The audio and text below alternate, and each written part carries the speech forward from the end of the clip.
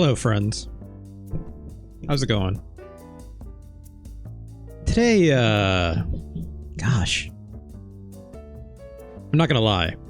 Still running into those issues with my financial institutions and the like. Just had another big ol' yelling session with them, so... if something's gonna get me in the mood for let's rank almost every SNES game, it's yelling at a financial institution. So if I'm in a mood, yeah, as it turns out, sometimes banks are bad. I don't want to, I don't want to talk too much yang about it, but it's clearly like they have my money. So you'd like to hope you can form a half decent partnership, because I need that. I need that money to live, as it turns out, as well. So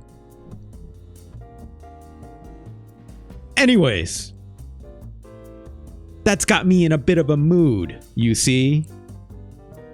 So maybe I need to, uncork the rage in my heart. And what better way to do it than get in a fight in the streets? Don't actually do that. Don't clip that. That'd be bad. Don't do this. Please. Nothing but love. But these digital streets. Ooh. Gross city. Just like my hero. Is he still alive? I hope he's still. I don't think he is. Is he? I don't know. I don't care necessarily, but it's also like just be unfortunate if that was the case, right? I hope Kimbo Slice is doing all right wherever Kimbo Slice may be. I've not thought about Kimbo Slice in a very long time. Good lord. Anyways, you want to look at some Super Nintendo games with me today? While I try to reclaim some sense. That wasn't a banking joke pun on purpose.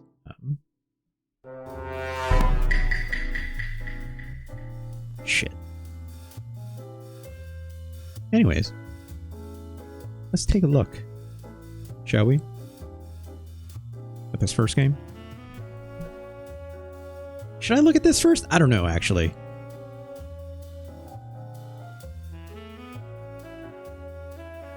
Yeah. Let's do it. It would be wise, I think, in my opinion.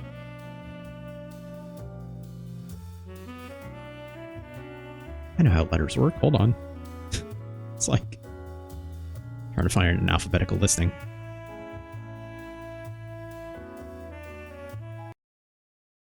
Should be obvious. The first game is. Oh, that's a fine sound. That's also a fine sound, in my opinion. This is Super Street Fighter 2 Turbo Hyper Fighting. That's a Capcom, baby. This is obviously the North American release. It's noted by the Capcom USA stuff at the bottom. 1993 release. 92 in Japan, but these fun little character bios. This different kind of art for obviously all the character portraits, right? Which gets even further evolved when this game goes to a Super Street Fighter 2, which we'll talk about someday. So we'll get there. Obviously the game's a lot faster, right? Also, look at these fun little icons. I love it. I don't know what this is. I never fully understood what these little icons are for, like that's a... I mean, obviously when I was a kid, I didn't know what the hell a Yasichi was. Right? Other than, like, I don't know, it's just a logo that was used in, like, old Capcom games, I guess, right? I don't know what this little guy is, but it kind of looks like... I feel like I'm doing a Rorschach painting right now. Yeah, this little guy looks like if it was a Among Us fella with like orange headphones, and he's like holding a gun like this, right? Is that what it looks like to you? That's what it looks like to me. What it's from, I have no clue. That's what I'm seeing, or choosing to see, I guess. Let me know in the comments what you think it is. And then this fella, it kind of looks like an orange little man that's got like a blue not doctor, like a, oh, come on, stop going to this menu. It's got like a blue Mysterio from like Spider-Man and stuff helmet, almost like an astronaut helmet, like globe blue thing on his face, and he's like flexing like this, except he's got like weird white single-stranded armpit hair out of like both for some reason. And yeah, doing a bit of a runway walk with like the one leg over the other, right? That's what I'm seeing. If anyone actually knows what these are, I've actually never cared to look it up. I should. I was doing better research, but like, I've always been very curious. Or like, just what's the history on the Yasichi? If I'm not mistaken, it's like, is this from like a Sky Kid? No, Sky Kid is Namco. It's like, I feel like, you know, if you told me this was in like a really old Capcom game from like, you know, their earliest arcade incarnations or something, like, I'd believe it. But anyways, do a little button setting to what I prefer my buttons to be. That should be good. I'm just going to go with the default difficulty. I will probably get my ass kicked. Now, here's what I know about Turbo. This game is fast as hell, right? This game is fast as hell because they were like, hey, Rainbow Edition? Yeah, we can do that. Stop hacking our arcade machines. Here, we'll do it for you. So then you got Turbo, right? Because Rainbow Edition was so wild being hacked in arcades that they were like, we should be making money off this. People just want the game to be faster. Which I say, hey, look. I think 3 stars, way too fast, in my opinion. Let's do a little bit of it. That's what they set for default. 4 being even wackier, in my opinion. 4 is like unplayable for 4 stars. Look, let's keep it simple for now. Let's pick Ryu, right? Alright. I think I have the... Yeah, I got the light blues, the baby blues for... Like, this is... I understand the desire for this speed. But also, like... In my opinion, this is a little too quick. Got some natural slowdown, which is funny, but... I always find it's funny it speeds up even these animations, because it's just... It's like they just said, hey, clock speed up, right? Oh, jeez.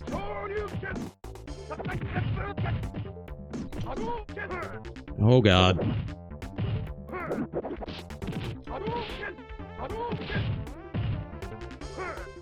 Classic combo. Right? First fight's always going to be dope simple. I like the redrawn sprites in this game. I think they did a really nice job with it. You know, Ryu's face looking a little less baby-faced, right? It's actually got a chin now compared to the last game. Dalsum looking a little more in his face.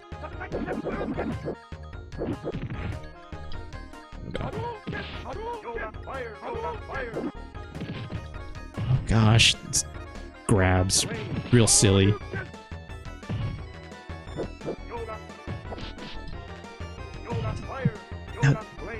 Now, oh God.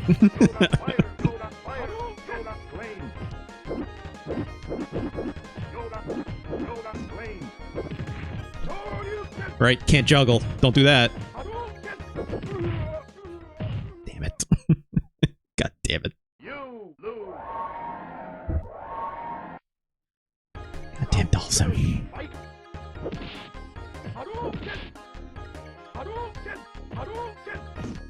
Gotta use those slow fireballs, right?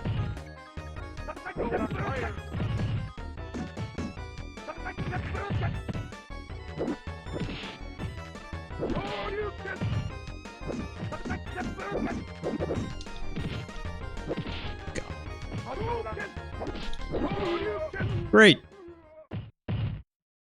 Still feels good, right? Even if this game I find is a little too quick in my opinion, so it's like... It's real snappy, but it's like if your execution... Like, here's the other thing too, right? Like, the faster this game is, I find, the more... Obviously, it's going to be a problem if your execution is not incredible, right? You just have to, one, think faster. But also, if it's like... Your execution is bad and you're missing a lot of inputs for, like, special moves you're trying to do. Like, yeah, you're gonna get capitalized on, right? And like, I'm doing okay, but it's still early, right? Like, the difficulty, even though I set it for the default, hasn't fully ramped up, right? Until maybe like a few more fights in. Even more so when you start reaching the bosses, right? But the fact, you know, I think what I remember back in the day with this game, the thing that people actually cared about is they just wanted to play as the bosses, right?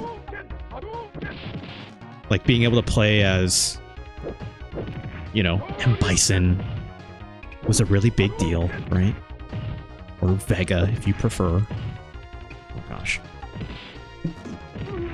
Yeah. Like, that happened so fast, I couldn't even block that low kick. Because it just would... That almost feels like a combo with how fast this game moves. When I'm, like, admittedly, my brain is very much more tapped into the speed of normal Street Fighter 2, right? So, like, this is, like, much more challenging for me, personally. Gosh, getting our ass kicked.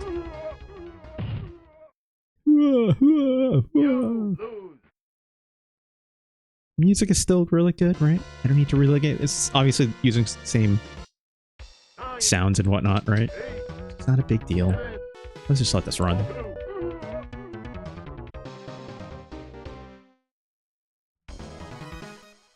Let's pick a different speed. I prefer 1 star. 2 stars okay, but 1 star is more what I prefer. There's something about like Street Fighter and it moving more slowly to me that's feels more pure in a way, in my opinion. Like, it feels more like a deliberate experience, right? I don't know why I didn't get the...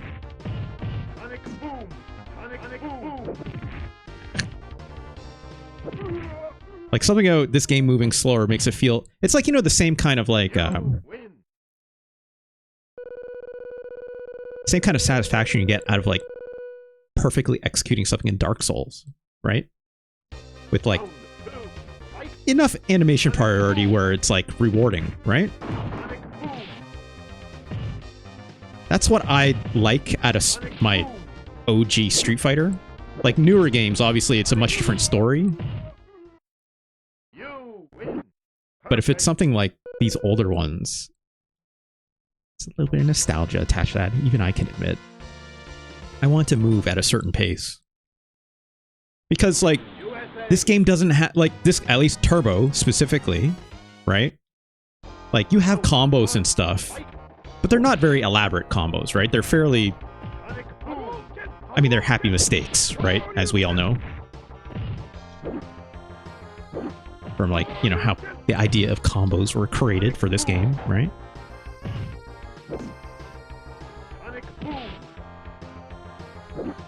Gosh.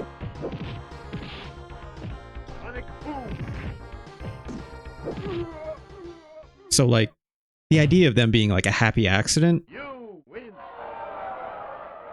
feels more in line with being a slower paced game. If this game had, like, a... If this game had, like, air juggles, we'd be having a very different conversation.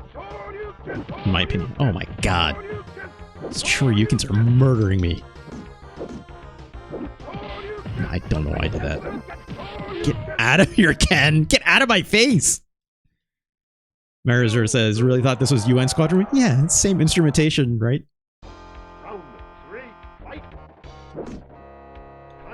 Get out of here, Ken. Just get out of my face. Jerk. Of course. I don't know if I did a jump in there. There we go. Slow medium kick is where it's at. People love doing this double, which is a mistake in my opinion, right? Get out of here! Yeah, fine. Just eat that sonic boom. Go home. Be a family man. No, I don't think it is either, my Hero Zero. I'm pretty sure it's not, right? Like this is all why can't I remember her name? It's gonna bother me. I need to look it up. What the hell is her name? I was literally just thinking about her music just literally the other day. God.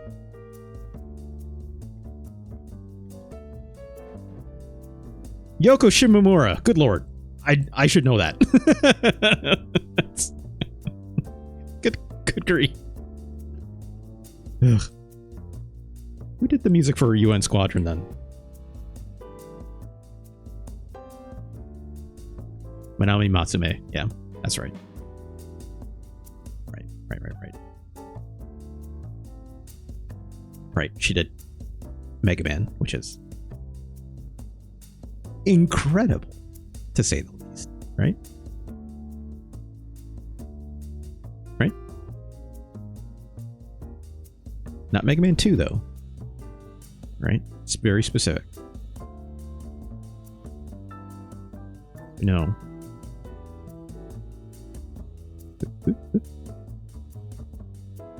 Come on. There we go. Yeah, it's like Takashi Tateshi. I don't think that's a name that often gets thrown in a lot of circles, right? Like most people remember Manami Matsume and Yoko Shimomura from Capcom, for the most part.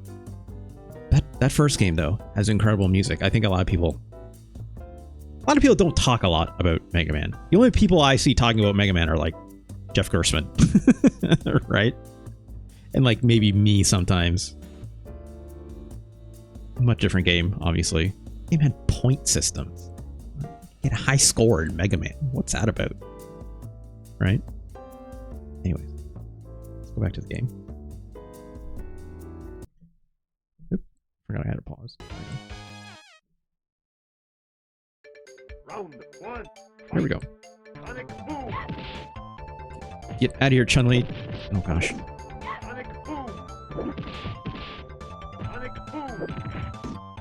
Keep forgetting my anti-air should be this uppercut if I don't have the time to get a flash kick. That should have hit. Come on. Just being a turtle right now, right? Unless you're the AI in this game, which just straight up cheats with guile, right? Also, why are these black bars? What's going on? Let me double check something really quick, folks. Just make sure. Because I was messing around with this a little bit, so... No, that made it smaller. No, that also made it smaller. That doesn't change anything. Well, yeah, maybe it's just... Is it just this fight? Maybe? No, that won't change that. Hold on. Nope, that's super small. That's not it. No, I don't want that aspect ratio either. No, that looks like crap. Bilinear filtering. Never want that. That's okay. Whatever. We'll just fly with it. For now. Get out of here.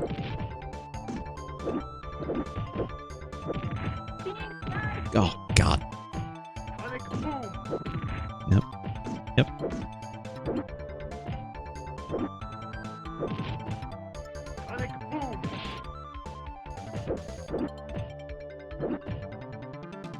What are you doing, oh. It's like, what are you doing, lady?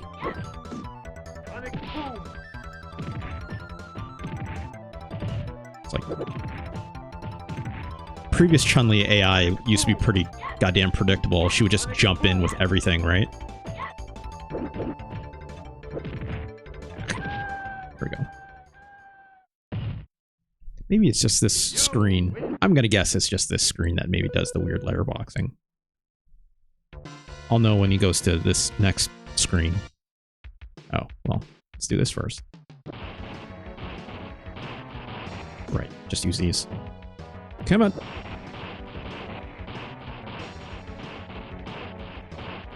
Smash that car, you son of a bitch.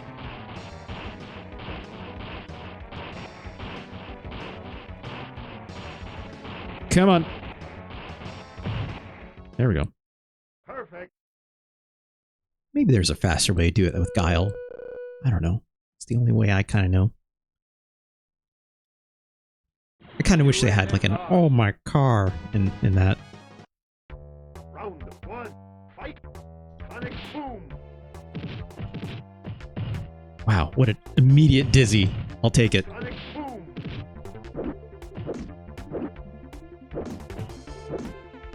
Sonic boom. Oh, I knew that was going to happen. Sonic boom. Get out of here. Oh my god, did you see the distance he just did that at? What the hell was that? Sonic boom. God, Zangief is just Sonic boom. capable of some incredible cheese if it's allowed, right? Like, just nasty stuff. I was never good with Zangief in this era, right? But seeing some people do some stuff with it, it's just, it feels like cheating. Sonic boom. Sonic boom.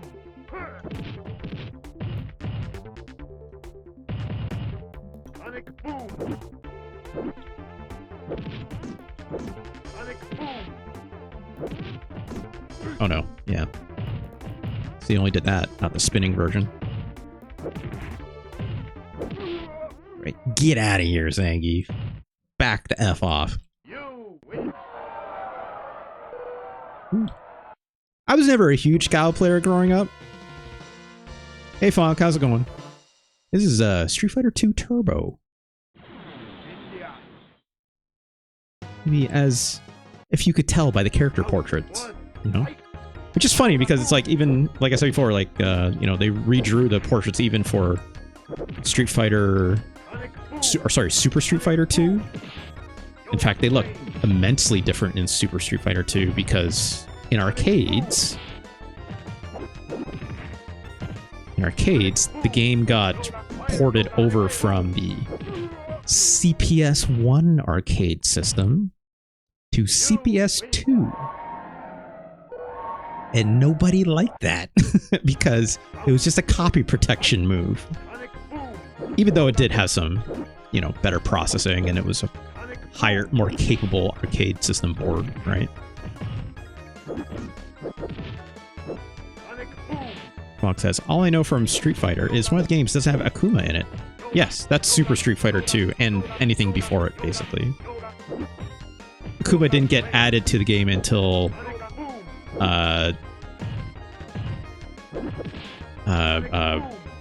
is it Super Street Fighter 2? No, whatever they call the hyper fighting version of Street Fighter, or of Super Street Fighter 2. What was the name of that? That's gonna bother me now. Gotta do more fact checking. Hold on.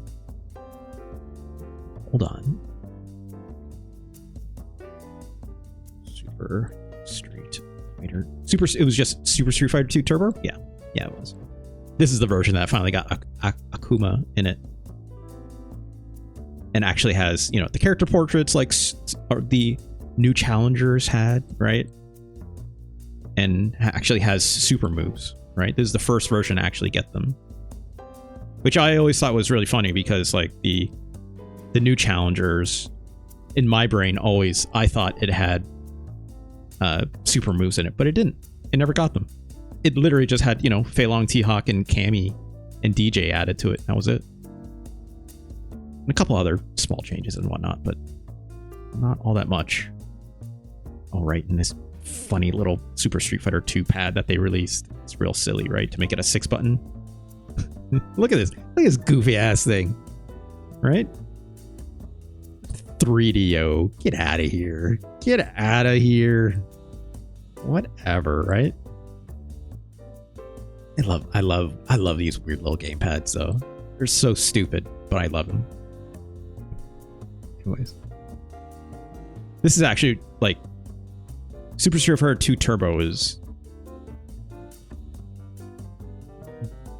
in my opinion, the best version of OG Street Fighter, right? As much as obviously I love the original, right? Like there's a good reason why this is the version that people look to. Even if you go here, like, you know, there's a reason why people still play this at Evo, right? Pay no attention to this HD remix. That thing is a yuck. Yuck. I had it, but yuck. Yeah, see, look, it's like people were calling this some of the best fighting games ever, right? So clearly, but this game was actually not even that popular on full release, right? Like it took a little while. Anyways, a crazy time indeed. Indeed, Gross Simeon. Let's play a bit more of this. I just want to play more Street Fighter because Street Fighter is really good, right?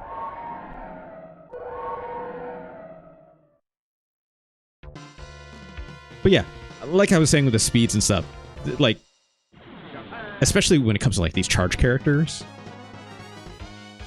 it feels more right, for in terms of timing for how long I got to charge for and stuff like that. And again, just this something about it being more explicit with its. Oh jeez, that was a slow fireball. I tried to jump. Something about it just being a slower moving game and more deliberate. Just more aligns with my sensibilities for what OG Street Fighter likes to be. It's personal preference. But like, I think there's a good reason why, like, yes, they did add like speed selectors to other future versions of Street Fighter, right? Oh, what the hell? But they didn't go as far as like as much gradation as Turbo did, right?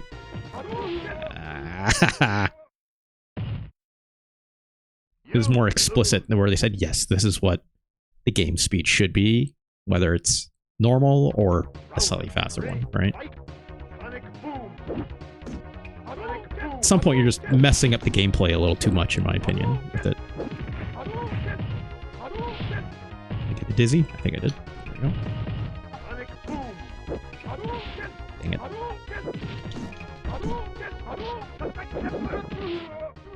Right in the butt. Fox says, Ultra or HD Remix probably plays real well, but it's not Street Fighter 2. I think that HD Remix one, like, they did a lot of sprite redraws with that, obviously. And like, those sprite redraws, if I remember correctly, like even changed a lot of hitbox stuff. I could be wrong on that. I would need to fact check myself on that. So take that with a grain of salt. But also, like, I think they actually did like some gameplay changes to it that like weren't incredible. My memory serves right. I think a lot of people. I also didn't like the way that game looked. I did not like the redrawn HD remixed sprites either.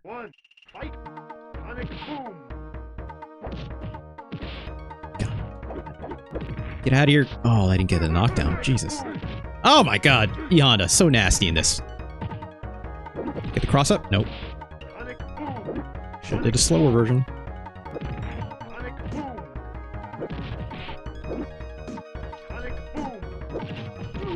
Yeah, keep that pressure down. They did add new tech like negative edge. Yeah. It's, you know, I'm not good enough to use that stuff necessarily for like that kind of buffering and whatnot, but I'm glad it's there at least, right? Get away from me, freak.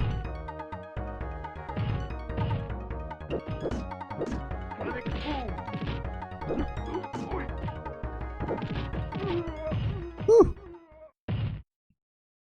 That jumping knee attack with Guile is nasty, right? If you can get it. If you can get it to land. If you don't get it to land, you can get punished huge, but it's one of Guile's few moves that actually like advances as he attacks.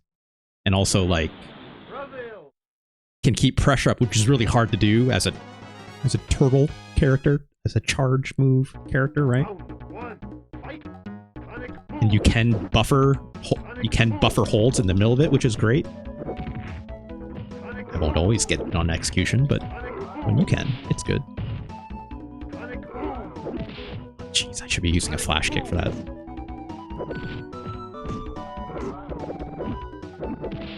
Ugh.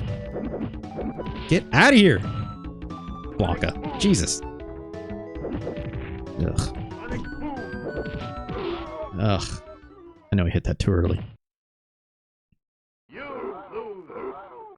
Has some apparent legit bug fixes and balances, and it's locked to switch. That's weird.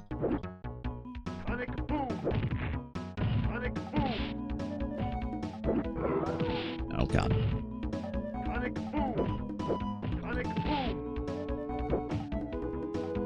You're gonna do a roll, aren't you? You're gonna do a roll. Get out of here. Okay, maybe not. Maybe not. Yeah, you're gonna be hearing that a lot, My Hero Zero, with this, right? What's up, Delfocus? How's it going? There we go. Get out of here. Get out of here, Blanca! Oh god, that was only my first one. Okay, okay. I love that he can walk backwards about as fast as my Sonic Boom. Those slow fireballs are just so slow. Ah! We're gonna lose. Which is fine. We should move on anyways. Yeah, I know it's gonna happen. Bonk has no memory of this music. That's because you said this isn't your Street Fighter, right? Yours is Third Strike, right? The fighting is going good. Thank you for asking, Delfocus.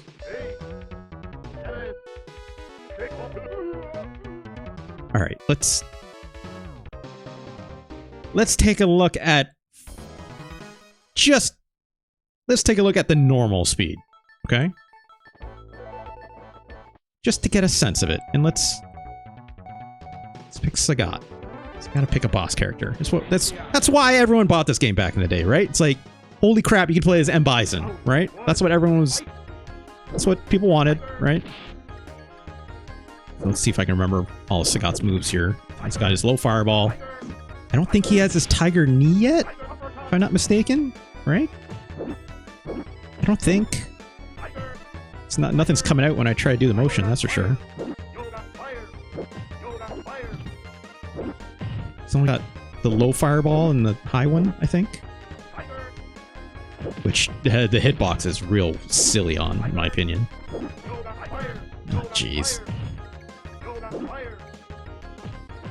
This is so much slower compared to like 1-star. Even like playing them back to back from like even just the 1-star setting to this, it's like it's wild. It completely changes how you have to do like inputs with how much slower it is. Like you have to be so much more deliberate.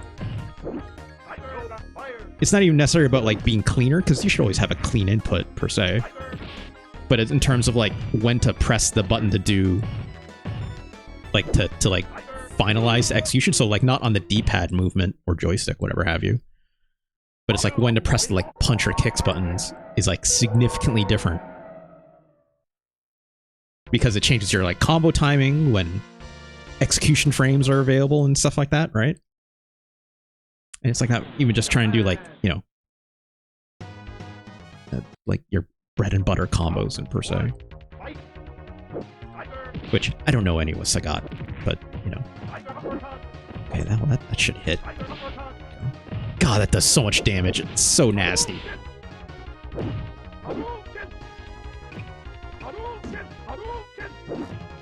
Not short. Okay, well. This is so much slower. It's hilarious, in my opinion. So let's see the opposite, right? Come on, just get through these menus. You juice it to full. This is silly. I don't want to be a charge character, but gotta pick Bison. Gotta see what's up with Bison. Damage Forge was so distressing. I hated seeing my character all but yeah, like that was the funny thing about that gross saving is like that was actually also in the original Street Fighter 2, right? But in the arcade version compared to the Super Nintendo version, the Super Nintendo version actually they like censored it a little bit so it didn't seem as grim looking. If my knowledge is correct on that, like in the arcade version, like they were like more cut up, there's more blood and stuff like that. But as soon as I went to Super Nintendo, Nintendo was like, hold on a second. And in this game, I don't know why it was fine. This is so fast. This is too fast. Arguably way too fast in my opinion. Oh, Jesus. Get out of here. Yep. That's what everyone wants to see, right? The big old Psycho Crusher, the blue flames. That was wild back in the day. Nowadays, not so much, right? Like, it's significantly different nowadays, but... Get out of here. Get... Oh my god, please. What? Oh, what? Get out of here. Get out of here, Sankey, with your... freaking grabs from a mile away. And Bison sucks? Bison's fine. What are you talking about? It's a shitty fascist dictator. I get that part, lore-wise. Bison's a cool-ass villain.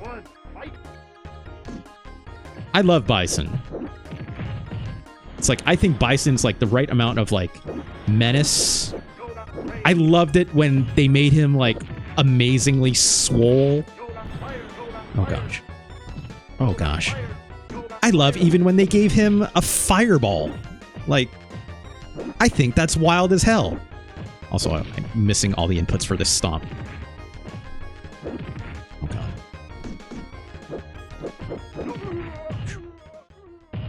They gave him a fireball and an alpha? You're like, what? What?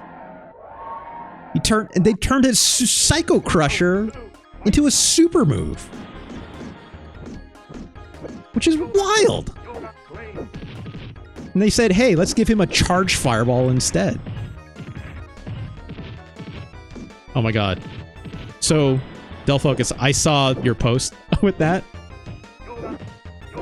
Oh gosh, hold on. I just need a little chip damage. I'm not asking for much here. Okay, there we go. Yeah, it's like, are all those CRTs that they're giving away, they're all like the things you would like roll into like a classroom on like those big plastic carts? It's like, and you can like, they obviously have like a VHS thing in there, and of course they're like strapped down with like a big canvas strap to the plastic cart, right? Comes with the cart also? Great. Does it also come with like a copy of like a copy of like, I don't know why this is what I remember from my childhood, but like I think whenever like a teacher was like off or for the day and we had like a substitute teacher, that teacher would just, it was a history class and they would always put on the 13th Warrior with like Antonio Banderas, and he like in the Viking movie. Oh, sorry, only the Mozart movie. Yeah, it's like music class, they would do Mozart, right? And then in history class, we got shown the 13th Warrior all the time. And then there was another class, I think it was like another teacher, I don't remember what class it was, but they would always put on Monty Python and the Holy Grail, which is hilarious to me. Amadeus, yes, thank you. Yeah, you're right. It's like, there's like a handful of these movies I remember in like the 90s that they would always put on VHS for kids to watch, right? Which was fun, right? It's a good way to kill some time, at least. Anyways. This 4-speed is still too crazy for me. I think it works, but oh jeez. Oh jeez. Oh jeez. Oh jeez. I just sure you can be out of my scissor kick. You win. This game's still great. You know, like Round 2. Fight. for the Super Nintendo, it is the ideal version of Street Fighter 2 to play, right? Is it my favorite? We'll see in a bit, but stop it. Stop it, Ryu. You son of a... Gosh. Never gonna land that. Ugh. It's like hurting my brain playing this fast. Let's go back to the full cam, shall we? Sure you can. That's exactly how you'd say it, Meyer. I don't know why I didn't put that together. How are you can? Yeah, okay, fine.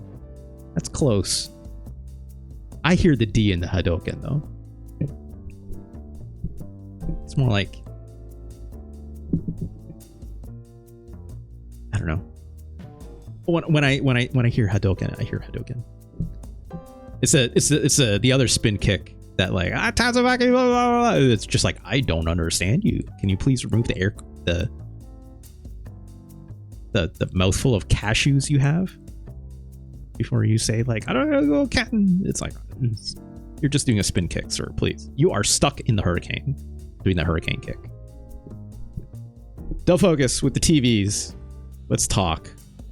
Moving that seems like it would be difficult per se, and I feel bad to make you house all these CRTs. Also, I have no idea where I'd put it. I actually have a really nice CRT at home. Could I use some more? Maybe. But it's like, where I put it, I have no clue. But the CRT that I have at home here, I keep one in my bedroom. I mean, it's on a cart, but I also have stairs in my house. So having stairs in your house will complicate that. Also, if I remember, those carts are massive, right? They're like, with the TV on top, it's like taller than most people, isn't it? Or the average height of a person.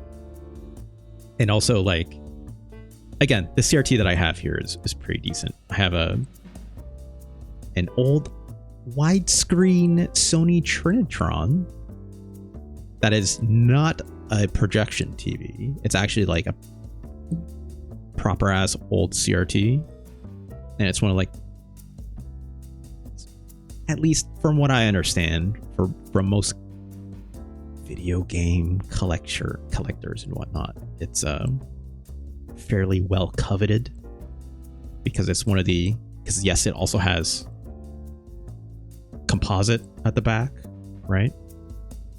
So it definitely has like the RGB plus green, right? So it's pretty fancy. And the fact that it has like widescreen, which is kind of fun, right? So yeah.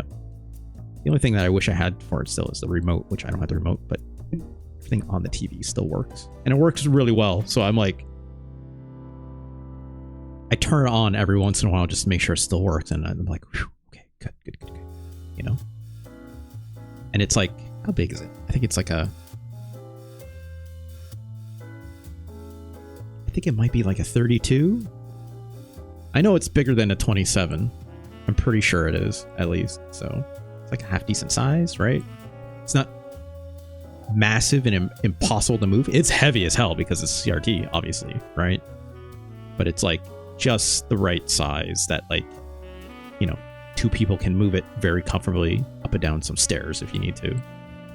I foolishly carried it by myself, but thankfully I was doing a lot of powerlifting at the time. So I'm just like, lift with your knees, not your back. You'll be okay. And anyways, we'll talk. A really great thing for playing games like Street Fighter 2 Turbo on, per se. But where does Street Fighter 2 Turbo go on the list? North America, 1993. Look, I'm just going to get right to the point. This game is still really solid. It's still Street Fighter with more, right? plays exactly how you'd like it. Also, the exposure on my camera is wild. I'm gonna... Whatever. Not gonna fix that right now.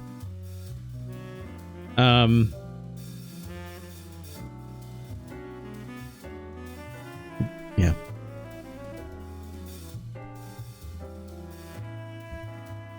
Maybe the quickest ranking we've ever done for a top 10 game. You can't... What is left to say, right? It's the new number 3. It's not going to be better than Super Mario World. It just isn't, right? It's still Street Fighter 2, right? We know this. But with more, right? Got the bosses. You got speed adjustments, which is nice, even if I like it just a hair's breadth faster to feel a little bit different than Turbo, but I'd be fine playing that game in the normal speed as well, right? I like all the different color palettes that they use for, like, you know, you press a different button, you will get a different color, or the alternate color, right? Do the whole thing where you can have mirror matches, which you can only do in the original Street Fighter 2 with a code that you put in as the Capcom logo is coming up. It's super crisp. It's the ideal Street Fighter. It's the ideal version of Street Fighter 2 to play, for sure. So, and with a little bit of the gameplay mechanics that are just enough added to make it interesting, right? Like Blanca in E Honda having the upward special move anti-airs, right? It's Chun-Li getting a fireball, which is wild. And the input for that is wild too, right? Being much different than your typical Hadouken quarter circle. It's great. It's great. No doubt about it. Let's move on. How long did I play that for? Basically an hour. Okay. A little under with prep. Let's move right along. As I noted my promo, we gotta keep fighting in them streets. Also, I forgot to do the actual promo at the top of the show. So let's do a little right now. Because obviously, you'll be able to catch these VODs on youtube.com/@RJLee, which last night I did finish putting up some new episodes for the archive. Did I release this? Yes, I did. Where we did throw up the episode where we played Teenage Mutant Ninja Turtles, Turtles of Time. Someone left me a comment on there. This is interesting. I'm going to read this live. Shoutouts to, again, @I want to complain. Incredible username. Incredible username. Oh, Funk, you'll be able to relate to this person. Did you know that Cannon Fodder is one of the best games ever made? The SNES game does not control responsibly, though, and it falls apart. Ah. This person is wise. Also, due to resolution and sound. Yeah. But the Amiga version is the shit. This also applies to Sensible Soccer. I think this person might be from the EU.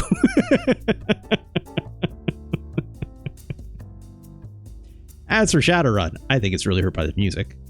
It is a little bit. Instrumentation could be a little bit better, but it's okay. Combat can be fixed simply by positioning the aimer at an enemy with left and right to change target. Yeah, it's not wrong. Using the shoulder buttons, which I didn't note when we were playing that. And that, like, I did maybe note it once. That it's like, yeah, if you want to hit the shoulder buttons or like examine or like pick up. But you could actually also press those buttons outside of like getting the dialogue thing to pop up. So if I just like hovered my cursor with the little pointer finger over top of, like, say, a money pickup or something, I could just press the right bumper and he'll just pick it up. I don't actually have to like bring up the dialogue and stuff. So I could have been doing that a little bit quicker, but I don't mind like the pauses in action just to like confirm actions, right? Because it's like if you just use RB to try and pick something up, the time won't stop when you bring up the UI. So if you miss with the R button, time will continue to go. And if you have, you know, action you take care of as you're getting shot at or something like that, there's a better way to pause the action, not deal with too much. But I Want to Complain also says, this pretty shallow and linear adventure was seriously obtuse progression. Yeah, it's still very charming. They also say the Genesis Shadowrun game that they're playing right now is a masterpiece. I've never played it. I'd be very curious, but I've always heard good things about it. It kind of needs better graphics, though. It's pretty much a job simulator, but very engrossing. I did not know that about that game. Cool Spot, likewise, is a fun and snappy shooting game on the Mega Drive. SNES, not responsive enough. I'm gonna like that comment. I don't, you know.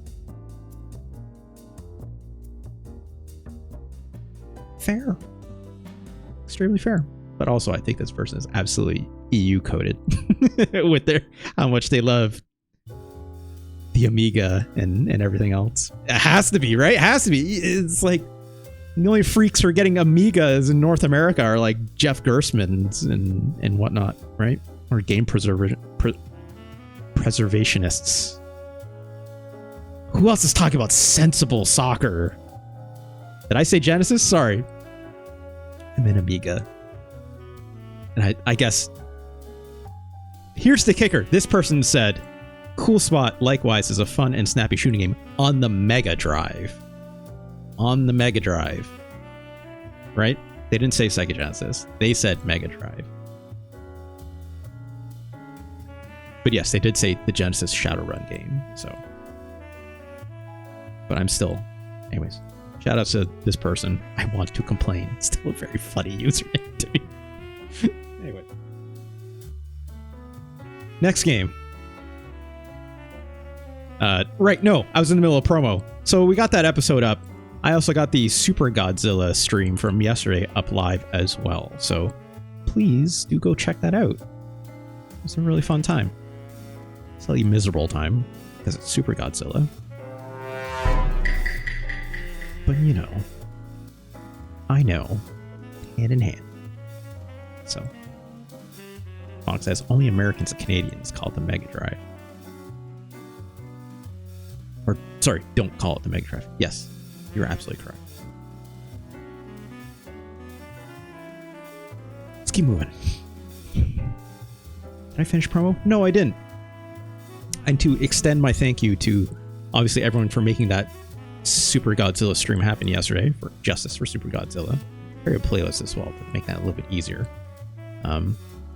Obviously, then we did reach 30 as noted by this thing up here. So I owe one more fun bonus stream for the on the gaming side of things, and also I still owe now 3 curated playlists. When it comes to playing some Rocksmith, and still have a little more playing to do for that because I have not had time to fully flesh that out. I'm hoping some for this weekend, but I'm not making that quite concrete yet. So, but I'll be letting people know when that happens. So, don't you worry. Also, I would note, thank you obviously for getting me to 30 because I had a new emoji slot open up as well. So. What was the one that I re-added yesterday?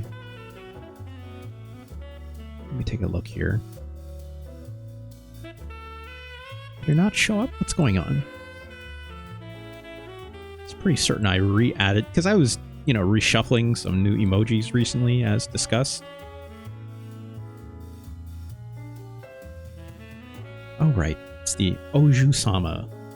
So now you can oh ho ho and also have the emoji to go with it as well. So, fun times. And then from the animated ones, did I re-add something else? Oh, that's right. I forgot. And it probably looks a little confusing because I have 2 Princess Peaches now. But with this one, she's actually doing a clap. So it's a little subtle one, right? I don't know how long I'll keep that around because I think the other one doesn't really get used all that much. That's like the normal emoji, so. Anyways. It's all good. Let's actually move on this time. The streets, they still need to be fought, in my opinion. We've done quite a bit of street fighting already. Also, I still need, obviously, these things to get into the cache for stream elements. Someday, it'll actually get animated when they actually do the explosions, right? Let's fight in these streets. Oh, not that one. Where we go? Y'all recognize this one? I'm sure you recognize that music. It's F-Zero, baby. Streets of the future, perhaps.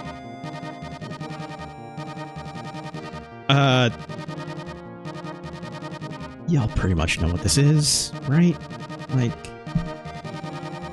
I don't have to explain what F-Zero 1991 is. Also, do please let me know how the bitrate looks on this one, because boy howdy, am I going to assume this one is going to chop it up real good. And that will dictate how long we play this game for. I'm looking at it in my stream right now through my stream manager, and it looks mostly okay. It's definitely carving up my face in the cam, right? Oh gosh. Let's just play this game a short while and see what happens. Oh, is that true, Dull Focus? Is that true? We'll see. Look. There's only... I love Captain Falcon. I think Captain Falcon is an A+ design in terms of a character for this game. And so is my boy, Samurai Goro. If you want to go fast. Right? But gosh, do I sure like this green-ass alien that I don't even remember the name of, because I don't care about the lore of this game necessarily.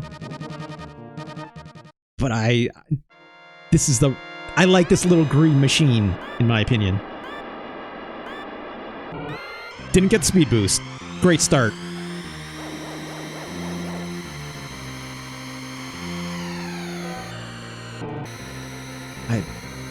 What is there to say about F-Zero other than...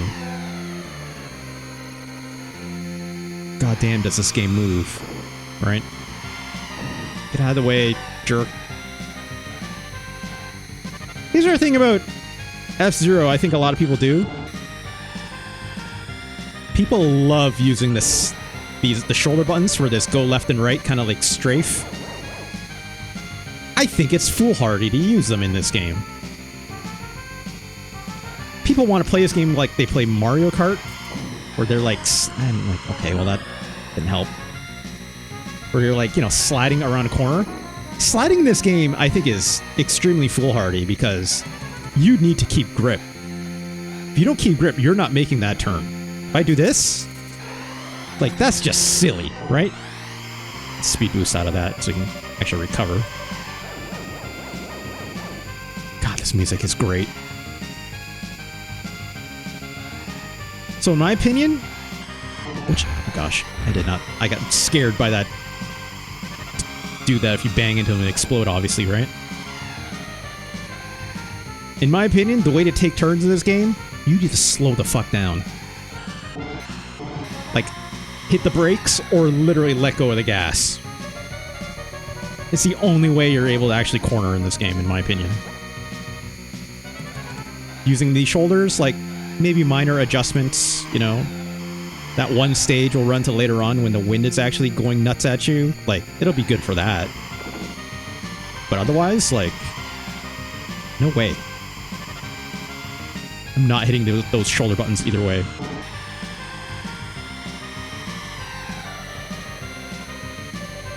Yeah, Grossimian, really important. Bring up a tip. That tail animates like a rudder because they're hover machines, right? They got wheels, right? Like they're hovercrafts. So treat it as such, right? And that's why like the sliding thing is a real pain in the ass. Because it's like you don't have wheels to get you traction back, right? Where are you going? You don't need roads? I mean, kind of need roads. If I fell off the map, you definitely explode, right?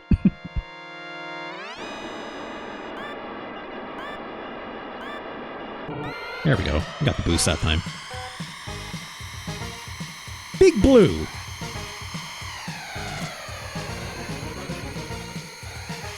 Look, this map isn't a whole lot to look at, in my opinion, right? Get out of my way. I think... I probably won't get any shit for saying this. I think this might be the greatest piece of music ever made on the Super Nintendo. It's definitely my favorite.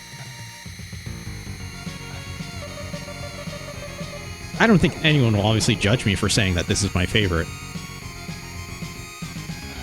But if I was to say I think this is one of the greatest pieces of music on the Super Nintendo, I will probably get yelled at a lot by a lot of people. But I think it's an incredible piece of jazz fusion and rock music. Oh gosh. Needs more blarpy trombone, you know, if only. They'll focus, if only.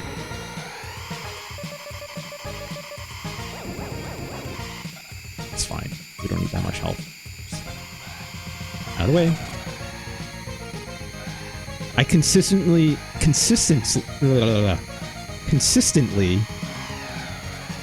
play over and over again the Mario Kart remix of this track, which has that incredible dueling guitar and saxophone in it.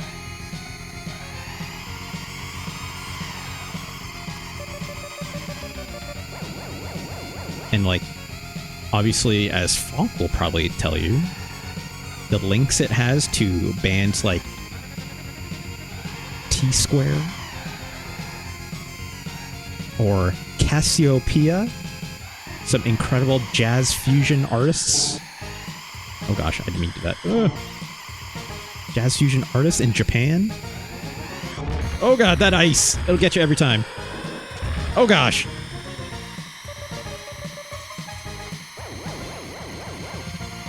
You know, this track is significantly shorter on the Super Nintendo, the extended version from that Super Mario remix. It's quite a lot better. Even I can attest to that.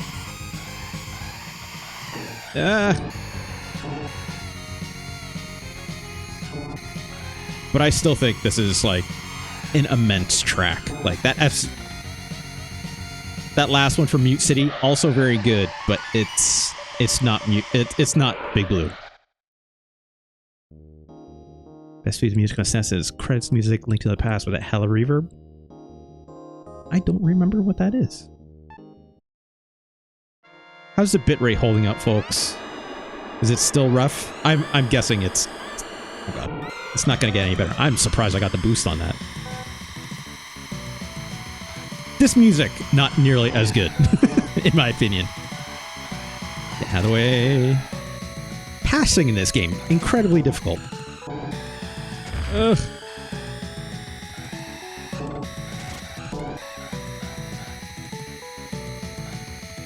It's worth knowing that, like, letting go of the gas is actually a really effective way to maintain grip in this game, as opposed to just hitting the brakes completely.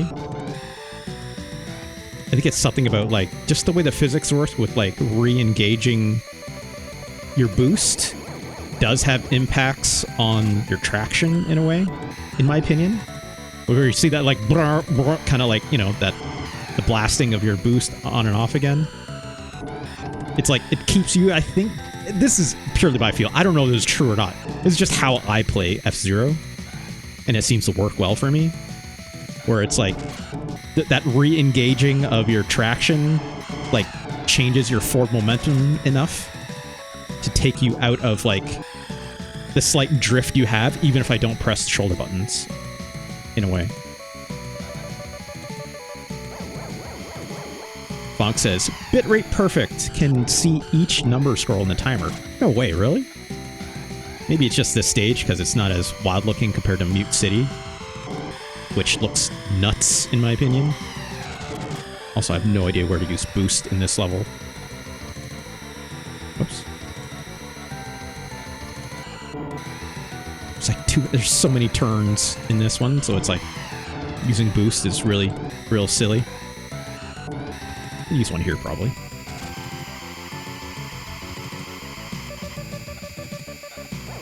Now I try not to do too much boosting over like the health part, right? Because I want to get more health by staying in it for a little bit longer. I'm so hitting this car that's gonna blow me up.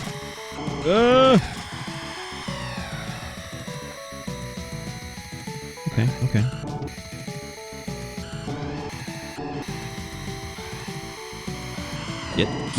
Get! Oh, son of a bitch. Get. Oh no! Oh god. Saw that. Give a little extra turbo. Maybe I can use it for this next part.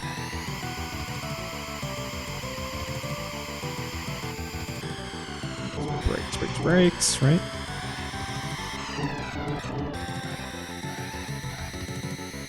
It's funny, it's like when I think about this game, like I had it growing up, right? Like I actually had the legit cart.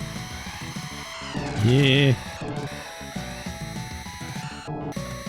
Like, I always use, when I had this, it was like prime era about Sega marketing, talking about things like blast processing, right?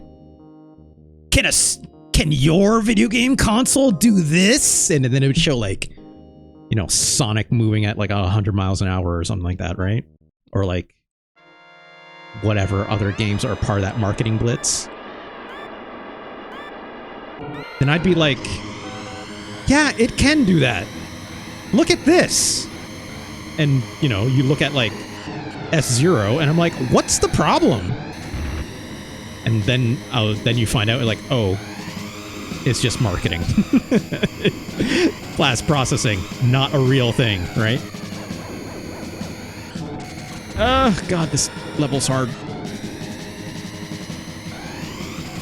Get out of the way.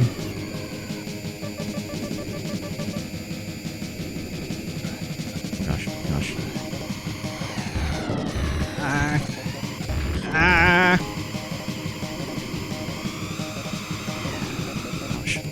Got it. Oh, missed that. Damn it. Yeah, like with Mode 7, like they didn't use that as a marketing point necessarily, explicitly, right? It wasn't in like TV commercials about Nintendo talking about Mode 7, right?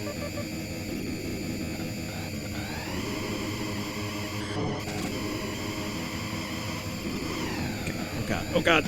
Wind. Going in a different direction. Oh god. Oh no. Yep. Jeez.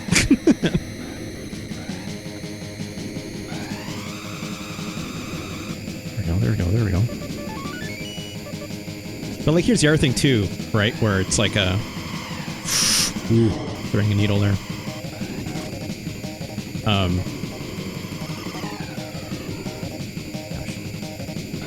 How to concentrate in this level is nuts. Get. Oh, what? How did I not get that? Uh-oh. Alright, we're okay. Like, obviously, yeah, like, with Mode 7, like, yes, doing sprite, you know, rotation and sprite scaling was a difficult thing to do for a lot of systems. But yeah, it's like Super Nintendo was not the only one that could definitely do it, right?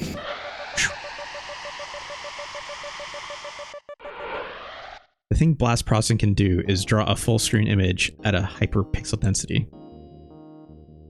Are you... Fonk, is that... Like, I'm sure they nicknamed something blast processing, but for the most part, it was just a marketing bullet point, wasn't it? It is a thing?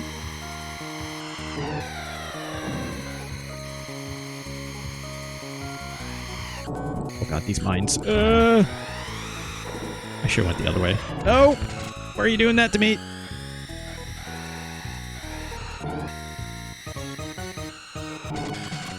Gotta cut those lines.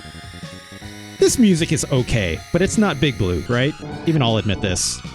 It's not Mute City and it's not Big Blue. It's okay.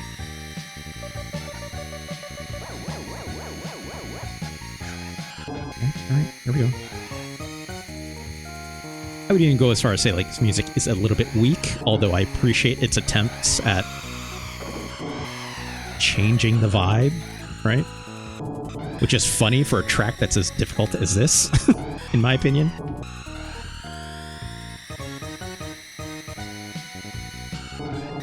Oh god. Oh god. Okay, great.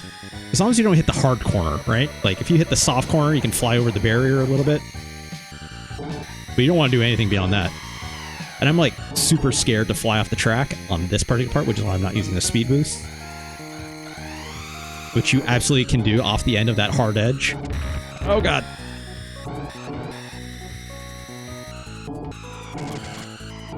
There we go, there we go. Gotta beat him in the corners, right? Not necessarily the straights. Get. I do like this little bass in the background, if you can hear it. Very slightly.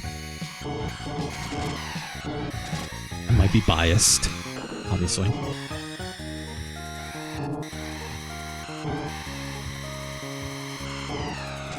Oh boy.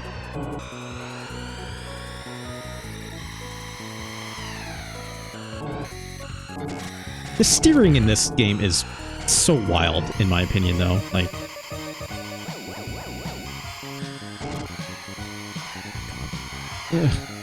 it's just like, it's super different for being like hovercrafts, and like it actually feels physically different, right? It's like super neat, in my opinion. And I might even say it's quite novel, right? For what it does.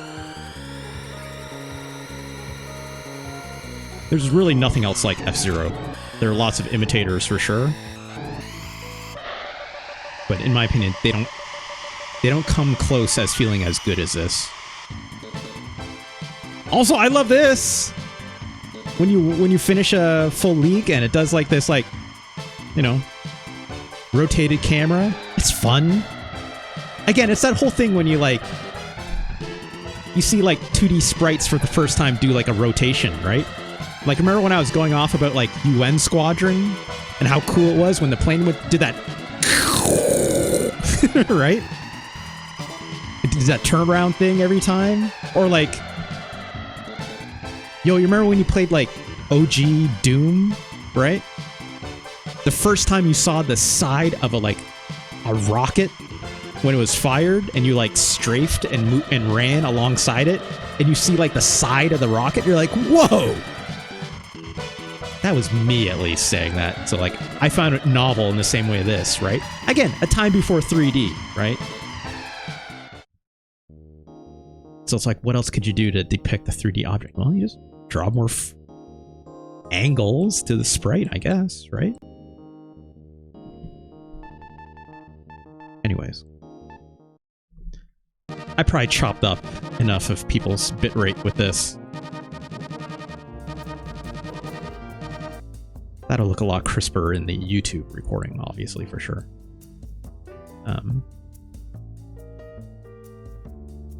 This game is still incredible, in my opinion. I...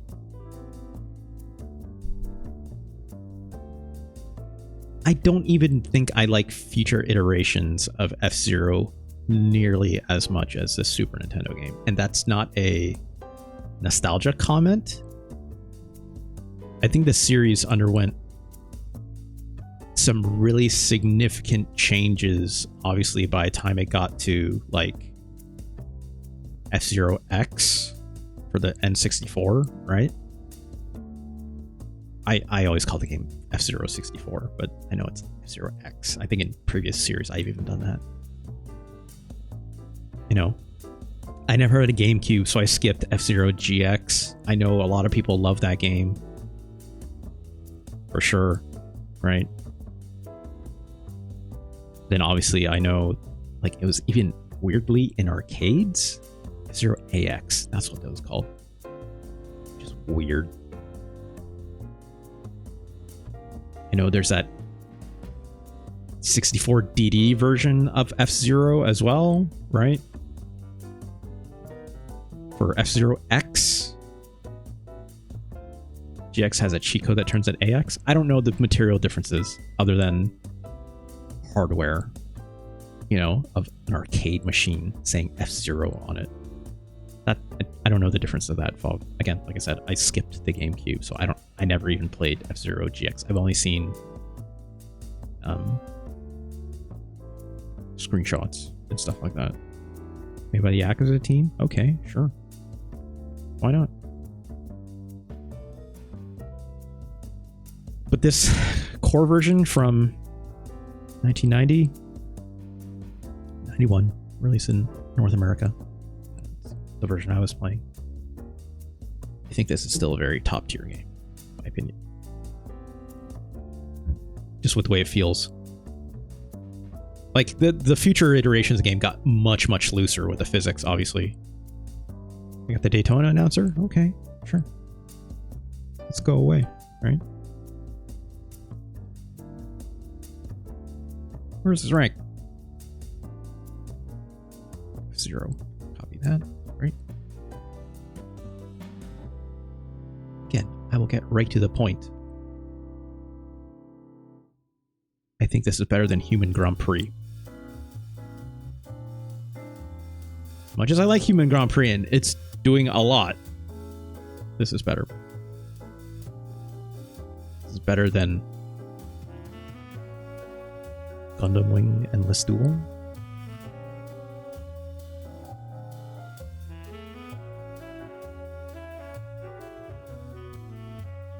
I think this is better than Fire Pro Wrestling. Without F-Zero, you don't get Doom. Something to consider. My Hero Zero. I am not sure if that's true.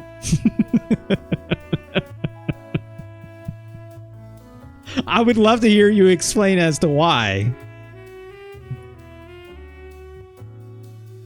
Yeah.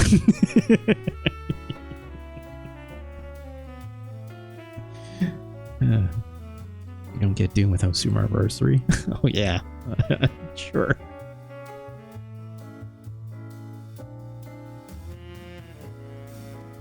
Do I think F-Zero is better than Mario Paint?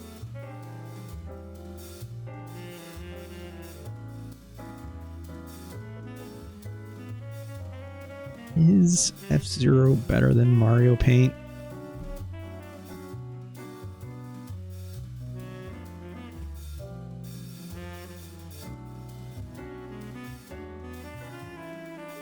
No. Don't be silly. It's not. F-Zero is an incredible video game. A series of which, you know, when they put out F-Zero 99, I was like, yes, thank God. I don't even have a Switch. But gosh, I was happy for all those F-Zero sickos out there, right? Show some life into that series. Captain Falcon deserves better. Right? All those years of Captain Falcon being in Smash, being a fairly competent character in that as well, right? Fairly well liked. Falcon Punch! Right? Like, let Captain Falcon live again. Beyond Smash Brothers. Please, Nintendo. Please. Let's put it this way. I would buy a Switch. Switch 2, even. If they put out a new F-Zero game. Right? Yeah, give his license back. Isn't one of the F-Zero dudes Fox McCloud's dad? I have no idea about that, Fonk. You said they put that as like an Easter egg character or something, then sure. Mr. James Fox? James T. Fox? I don't even know if that's his name. I don't know. I don't know the lore of Star Fox necessarily. But here's what lore I know of Star Fox. Remember Nintendo Power when they used to have the comics inside them? There's like a Star Fox comic in there for the longest time. That's the lore of Star Fox that I know. That and, you know, do a barrel roll. That's it. Ribbit, right? Thanks, Slippy. Anyways. Way to go, F-Zero. Number 9. I do wonder how long this will hold up. I do wonder.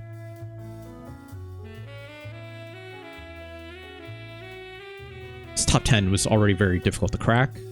Front Mission being down in number 12 now. There's also like a lot of bangers we haven't played yet. Right? Who knows? Who knows? Who could say? Let's move on. This next game. More streets. So many streets in this game.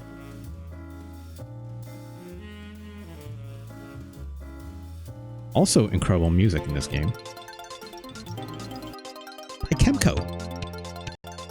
Again, let's take a look at the bitrate for this one, shall we? Gosh, this music. This is Top Gear, not the TV show featuring some really old, crusty dudes. In America now as well, not just the UK, but, you know. Gremlin graphics. I want to say they always called Gremlin graphics? For some reason, I want to say they might have also been like Gremlin Interactive. Yeah, okay, later they became known as Gremlin Interactive. That makes sense. And ultimately, Infogrames is what they turned. Infogrames, sorry. But they got merged into. Okay. Headquartered in Sheffield, UK. Of course, why not? Sheffield, England.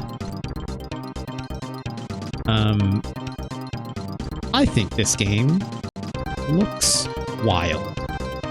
Speaking of games that move with a sense of speed, right? Taking a look at this bitrate right now. It seems okay, right? I'm guessing if I turn down the resolution, this would probably be bad, but like, this probably looks alright for you at home, right? Looks okay for me, so. The frame rate in this game is wild. For whatever reason, the frame rate of this game increases and decreases depending, like, how close you are to the checker line, the finish line sometimes. I don't understand why. Country. No Canada. That's fine. Let's leave it on amateur because this game is very hard. Alright, let's try this. Wait, I didn't even pick my car and stuff. Hold on. There we go. That's what I thought. So I had this game on my handy dandy little disc copier. I'm gonna go automatic. I like playing this game in manual sometimes, but talking and doing that at the same time will be very difficult. The buttons for this game are stupid, in my opinion. You can reverse the pad if you want, because if you're that kind of sicko, I don't know why you would do that, but okay. I guess, you know, Brits like to drive on the left hand, or the right hand side of the road. Does this have to do with that? I don't know. Maybe? This is more like it, right? This is how video games eventually turned into, in my opinion.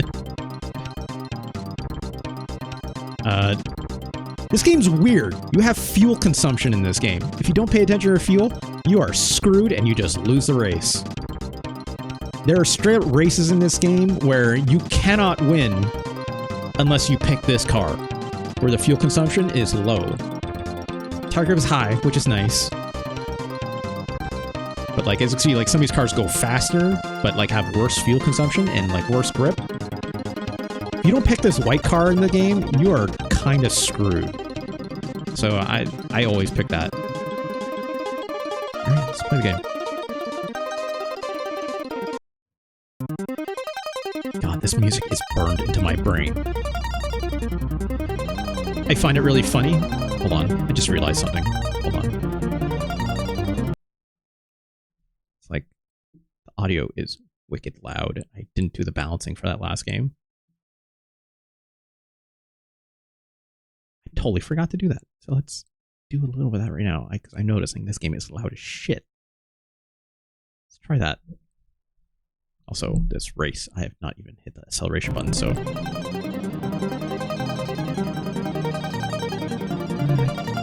can't... Okay, so I can pause, which is good. It's just on select, which is annoying. A little bit lower? What's this? That's probably good. There we go.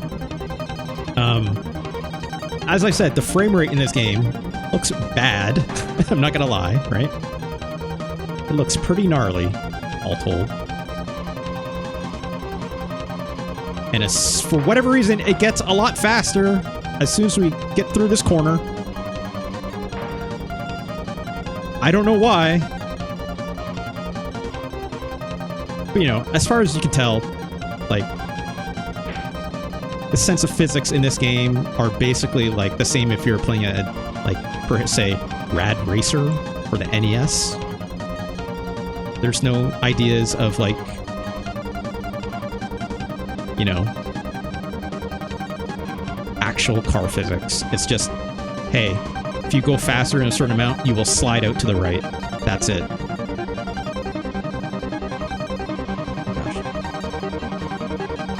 Trying to see anything in this game, extremely difficult in my opinion, because it moves so quick. Oh, I forgot. Should have used more of my nitro.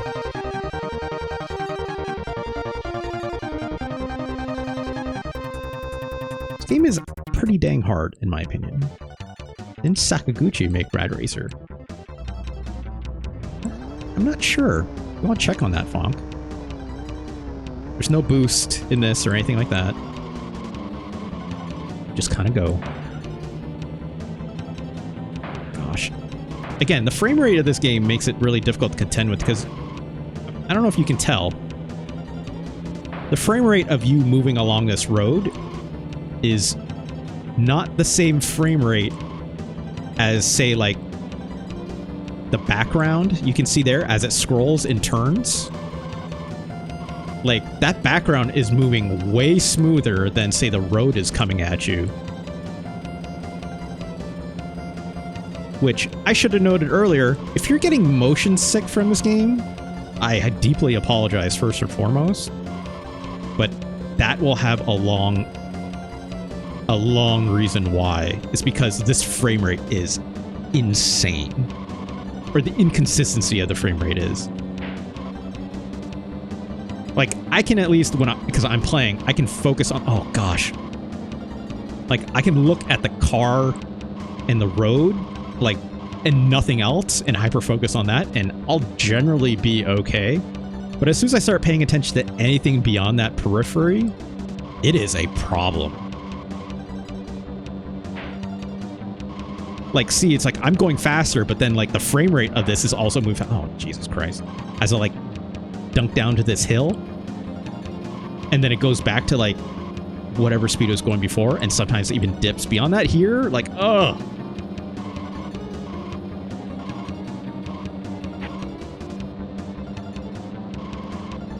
Also, like, as much as I like the music of this game, the sound effects are pretty generic, right? These tire squeals are This acceleration, this low hum of the engine is not that impressive, obviously. Shit, that's not good. Get out of the way. Oh god. Well, we just lost because of that. Damn it. Rad Racer was famously a failure in Japan. I did not know that. Nintendo used a demo of the NES in America and became a million seller. Yeah, like, I liked Rad Racer. I love Rad Racer even. Just, which is why I liked this game. Alright, next track. God, I could feel my stomach actually turning a little bit. Also, this music also burned in my brain.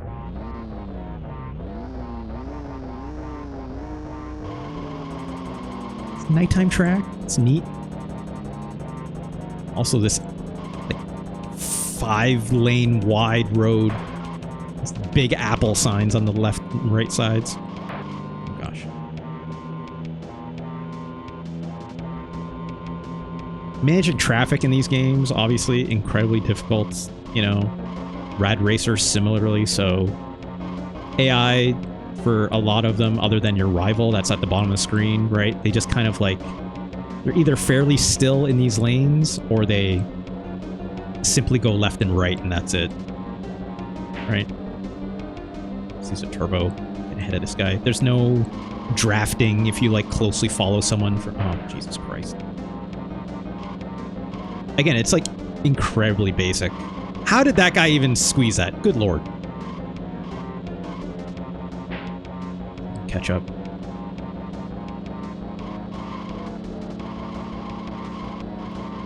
This is the challenge of using this car, because it's like, you know, got a lower top speed than the others.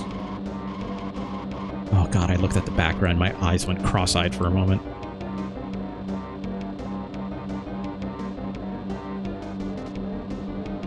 Every once in a while, there will be things on the road that you can crash into, annoyingly enough.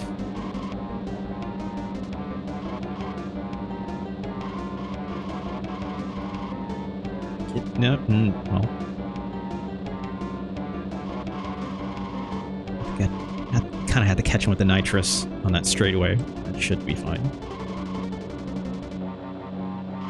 Oh, these hills. I swear to God. Let's go, let's go, let's go. Trying to crash in this last turn. Don't want... Okay, fine. This is the team that makes Forza Horizon. That's neat. You're talking about this game, Fonk, or are you talking about something else?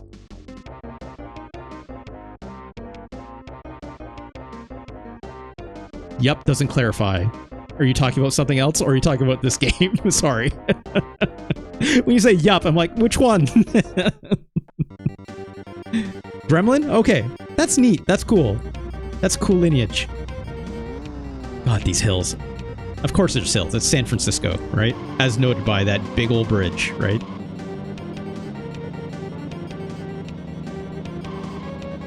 God, the frame rate is so bad. It's like, as soon as it gets, you know, a lot of sprites on screen like that, it just... Oh gosh, these barriers. See what I mean? Ugh. Get out of here. Okay, we're doing alright. Oh, these hills! I'm gonna stop after this. This is gonna be a barf factory for some people, right? And like, I knew that back in the day. Jesus Christ. It's like, I could barely focus in on it myself as I'm playing it. But this is what I was like. It's the same thing when I was a kid and playing this.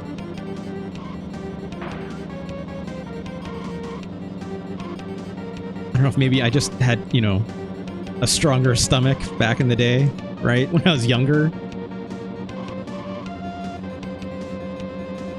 Oh, God.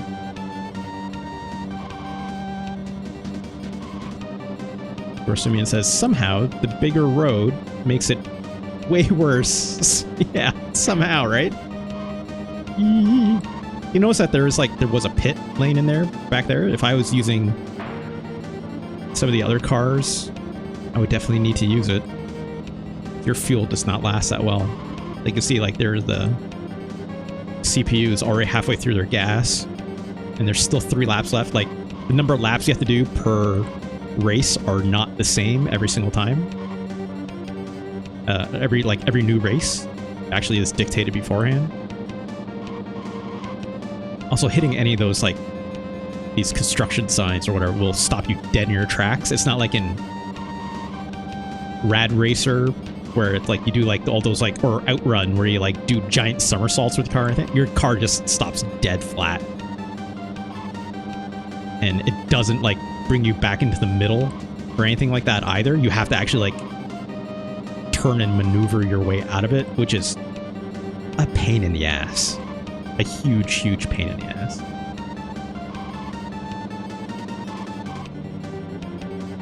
See, look, my frame rate just got way better because the bottom guy had to like pit. See, this would be like so much more play. This comes back out, it's like, oh dear God, the frame rate again. It's gone to shit. Like, why they made that like the default, thinking this would be better to always have 2 players on screen all the time. Like, this game is 2-player, right? But it'd have a second controller or something like that plugged in. You couldn't have a second player do that. But like, God. All right, my fuel's getting low. Might have to pit in the next one. But I think I might be. I think I can actually win this one without pitting.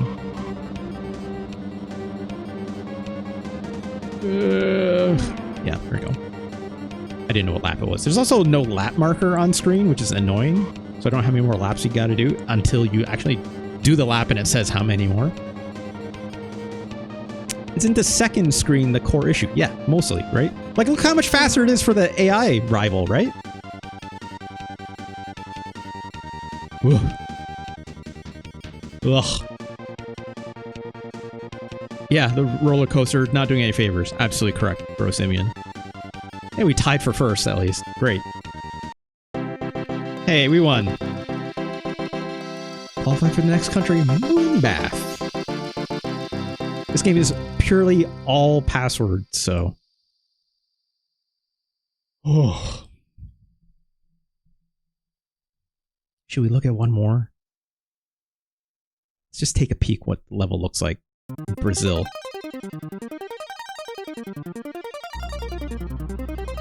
Yeah, sure, it's Brazil. I know, you know, the big Jesus statue is back there somewhere if you rotate the map enough, but...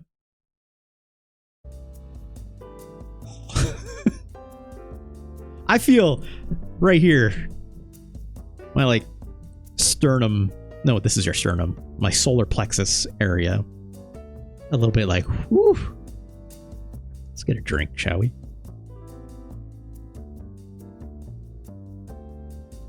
Oh my. That feels better.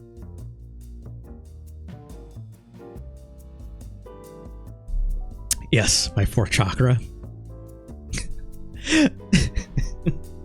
Is that going to be my stream title for this episode for YouTube? This game will ruin your 4th chakra.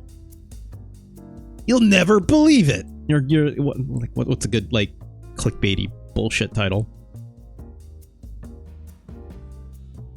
This game is gonna obliterate your 4th chakra. Yeah, I think that's... Yeah. See all the clicks come in with that one, right? And then my face going like, oh, or whatever, like a poggers, like whatever, right? And then like a vomit emoji beside it. Right? And then the Top Gear logo. No focus. That's perfect. This retro game does what to your chakra? Old. Thanks, Grosivian.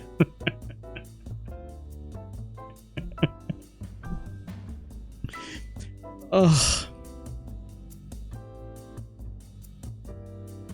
That warms the heart. Thank you for that. I might actually use that. It's like we're laughing now, but like it's too goddamn stupid not to actually do that. And like surely someone else has done that, right? Like surely there's no way. Like specifically with Top Gear, some retro gaming channel, whatever, has certainly done that, right? There's no way I would be the first one. Top Gear SNES.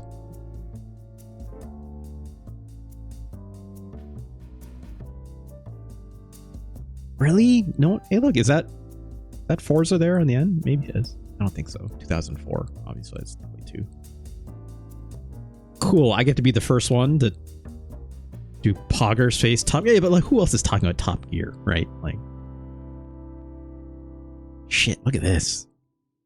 This is an indicator about how good that music is, right? Like, 4.3 million views. Granted, yes, this video is 15 years old. 4.3 million views for that first music track for SNES Top Gear. Incredible. Incredible. Oh, that's fun. Top Gear music on piano. Anyways. Ugh, and I saw shitty Musk's face in there and shorts recommended. I hate that, like... So if you don't know, I use a lot of... it's like, I actually use YouTube quite a bit. And I have a YouTube Premium account. Thanks to some fine family sharing. Do not snitch. My subscriptions page is my home page. So like if I click on home here, watch history off. This is how you stay clear with your algorithm, friends. Okay? Watch history off. It's the only way to live, Funk. The only way, in my opinion. However, this does not apply to your shorts. You will, generally speaking, on your subscription page, get shorts as recommended just by the people that you're subscribed to. But as soon as you go outside that stratosphere, it does not give a shit. And it sucks. I wish it did not do that. Anyways. Oh, neat. How to Drink is streaming. Shout out to How to Drink. Really awesome YouTube channel. Anyways, let's go back. YouTube seems bad. IDK? Yeah. Yeah. Sometimes, for sure. For sure. You know. At least I can post videos longer than 50 minutes. When that restriction was like back in what, like 2008, 2009? Russ, have you seen that English bass guy? Not the Ginge? You could be talking about literally anyone, Funk. I have no idea. Aside from like Davey 503, you know, I'm not part of that. I don't take part of that YouTube quite often. It's just not really my... There's a lot of people out there doing that stuff. English and Baldish? I think you might be talking about like... There's one person I think of, and that person had been on YouTube like literally since the beginning. Let's rank Top Gear first. Danny Sapko? I know that sounds familiar. Anyways, let's rank this game first. Alright, complete lose track of my train of thought. What was I even talking about? How did I get to talking about YouTube? Right, I was looking up the Pogger's face thing. Jesus Christ. Ugh. Brains. How do they work? Mine? Not well sometimes. Okay. Top Gear. 1992. Where does it go? I don't think this game is as good as F-Zero. Let's be very clear. F-Zero is fast, but doesn't make me want to puke, right? At least the frame rate is consistent. If anything, like Top Gear this game for the SNES confirms to me how important frame rate is for racing games, right? Like, and how it needs to be consistent all the way through. Even Human Grand Prix did a better job at that, right? Like that, and that's why Human Grand Prix is, you know, this high in our list because it's super solid. I just remember it was coded for 25 to 50 FPS. What are you talking about, Fog? Sorry. Do you mean like? What do you mean coded for? Is there something specific there that I'm missing? I'm not sure what you mean. I apologize. EU games? Like with the PAL differences? Yeah. But that doesn't mean the game needs to dip this far down, right? Can we do 24.5? Yeah. No. Yeah. I understand that. But like, it could be the same the entire time is what I'm saying, right? It doesn't need to jump between 50 to 25 frames per second non-stop constantly, right? It could be the same. Like, yes, if you said, you know, like a lot of North American and TSC versions versus PAL, like they had different speeds, and in some cases I know that makes speed running different and yada yada yada, right? But if it maintained at least the same speed across the board is what I'm saying. I don't need a, you know, high frame rate is nice in a racing game regardless what generation came from, yada yada yada. What I'm saying is, like, it needs to be the same, right? Low frame rate not going to help. Definitely high frame rate would be better, but it needs to be consistent. Like in F-Zero, right? It was at the very bare minimum consistent. And, you know, Stunt Race FX, really good example of a game that is close, but again, the consistency of the frame rate is what makes it troublesome, right? Granted, yes, it was like better than it ever could have been, which is why it's still, you know, a half decently ranked game at number 43. Dell Focus, number 43. So racing that's like 3 FPS? I don't know. If you told me that game was Stunt Race FX, I believe you, Colin. So I don't think Top Gear is as good as Stunt Race FX. I like the music in Top Gear much, much, much more than Stunt Race FX, even the aesthetics are different. But it's not as good. It's just not. Another racing game in here you can compare with.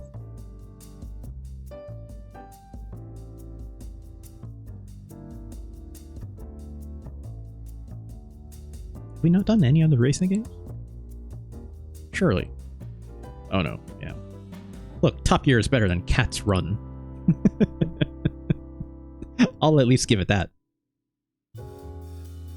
All things aside, I think Top Gear is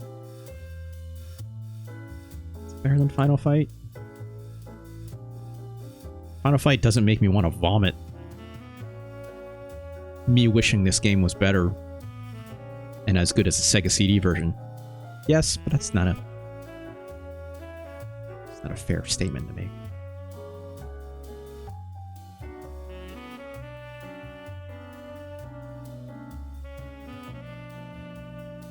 Is Top Gear better than Showaniki at least? Yeah, it is. It is. So it is better than Final Fight.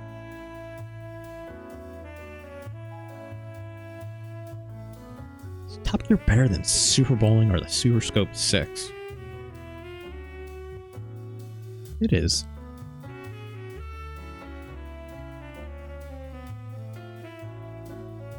I don't think Top Gear is as good as Shadowrun, though. Or Joe and Mac. It's funny, so like I have there's like certain games that fill a very similar brain space for me, even though if they're wildly different. Joe and Mac and Top Gear occupy the same brain space for me because they're games that I had on my disc copier that I would go back to very frequently. But I still think Joe and Mac is the better game, in my opinion. Is Top Gear better than Cannon Fodder? No, I don't think it is. Yeah, I did funk. I think this game is really good. I like this game better than I think it actually is in terms of my personal favorites. Like, I love this game, Shadowrun. I would have played way more of it on this episode number 20 if I had the time, but in fact, I would have done a whole stream just playing that game, but I really want to just get the taste of it out there for people. Because this game is actually quite long. I thought you could beat it in like a single sitting, but you actually can't. There's actually way more to it. And the point we got up to it was just before the point it actually puts you into like a much larger game world space. That's impressive. So does that make it good? No, not necessarily. There's incredible things in this video game, right? But that combat is still not very good, right? Yeah, it's very pen and papery. I mentioned that in the episode too, right?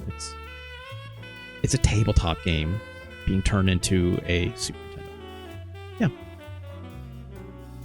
Highly flawed, but still there is something special to it, for sure.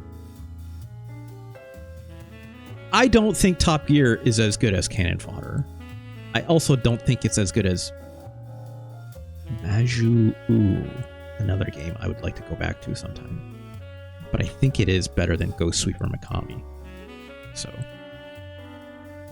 congratulations to Top Gear. This is episode 21, right? Not making that up in my head. Pretty sure. Yes, it is 21. Ooh. Let's make sure I did that for the other ones. I did. Okay. Mark 0. Yeah. Okay. Good. Great job, Top Gear. But also, please stop making people throw up. I have to make that YouTube thumbnail now, right? Me doing a Poggers face or something? Like, I don't, I mean, I'm sure if I, like, was the way I make my YouTube thumbnails for having my photo in there is I basically like go through one of my videos and I take like a screen still of me at some point in the video when I'm talking, like this could be a good one, right? It's like me if I was like looking like kind of pensive or wanting to like passionately explain something, or I know I do this raised eyebrow thing all the time, which is a reflex. I'm not trying to be The Rock. It's just my face does that. But it's like, I definitely seen some stills of myself and I'm just like, yep, that's a weird face, because everyone looks weird when they're talking. They get like a freeze frame in there, right? But it's like, if I can get like a semi kind of Poggers looking face and then obviously do everything we just talked about, like I have to do it at this point. The only problem with that means that now this becomes a Top Gear episode in my SEO point, which it's not something I'm shooting hard for necessarily, but it does make a difference if, say, this episode is about Top Gear made by Kemco versus Street Fighter 2 Turbo. Right?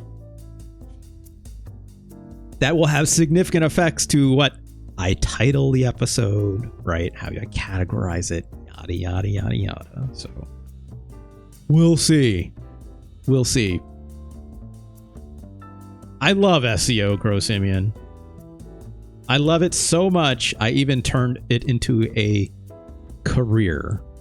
Do I have regrets about that? Yeah, kinda. Not gonna lie. But it's what I'm good at, unfortunately, at times. Also, I just realized my hood is like inverted. In another life, maybe I would have chosen a different career path, but don't get to choose all the time, right? So, anyways, your brother hates SEO? Yeah.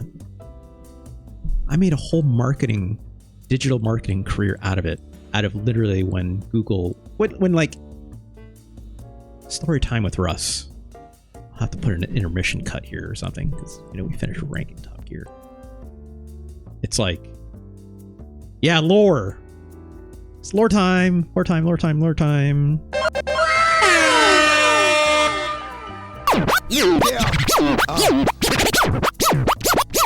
That was an aggressive one.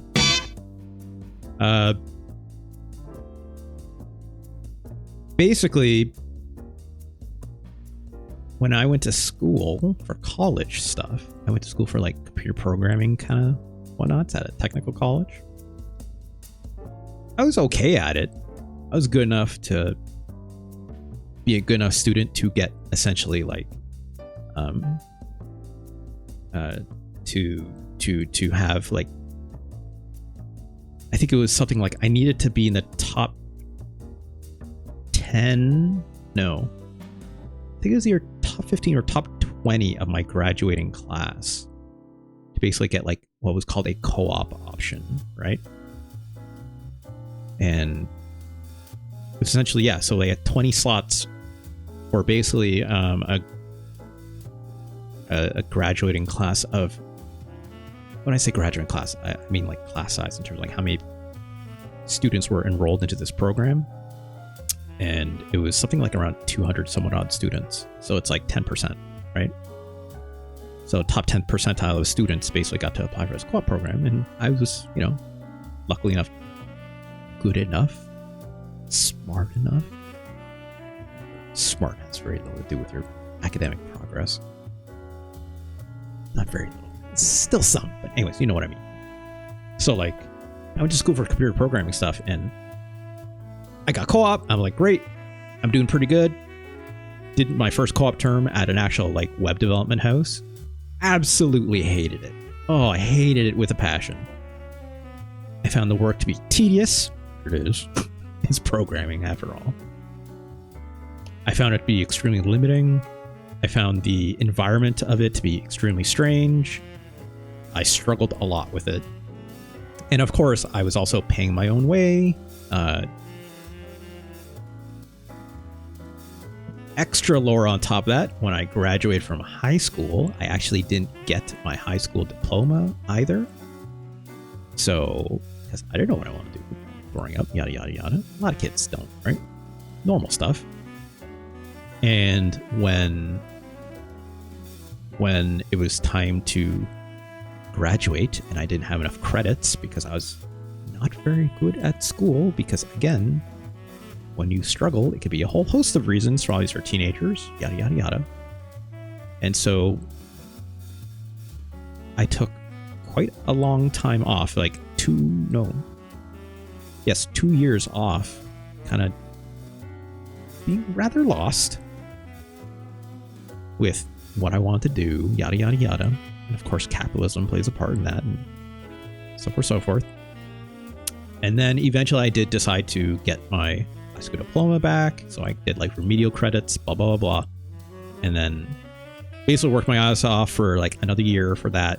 And then was accepted into this technical college, obviously to do this computer programming course because I was good at computers, right? So like, of course I'll do that. And out of that, I put in 2.5 years of this technical college thing and was academically doing pretty good. And then as soon as I got to doing the job stuff, I was like, I effing hate this, right? That crushed me for the longest time emotionally, because it's like I spent all that time trying to get to that progress point, blah, blah, blah. And then finding out it's like, you actually hate doing this. What are you doing? Right. And that had a lot of very admittedly long-standing existential threat to me and blah, blah.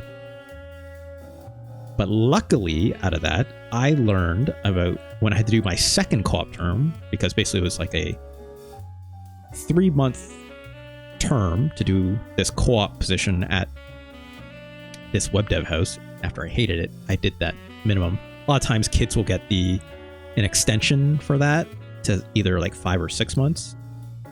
I said no. And I was like, let's just get started with our second term. So went back to school, did more courses, decided to stick with it because it was coming out of my own pocket. Did not make sense to drop out and change completely because I was already paying for it, right? So you don't want to like lose that kind of progress, right? Some credits could be moved back and forth, blah, blah, blah. But I was like, no, I'm going to finish this because I'm paying for it.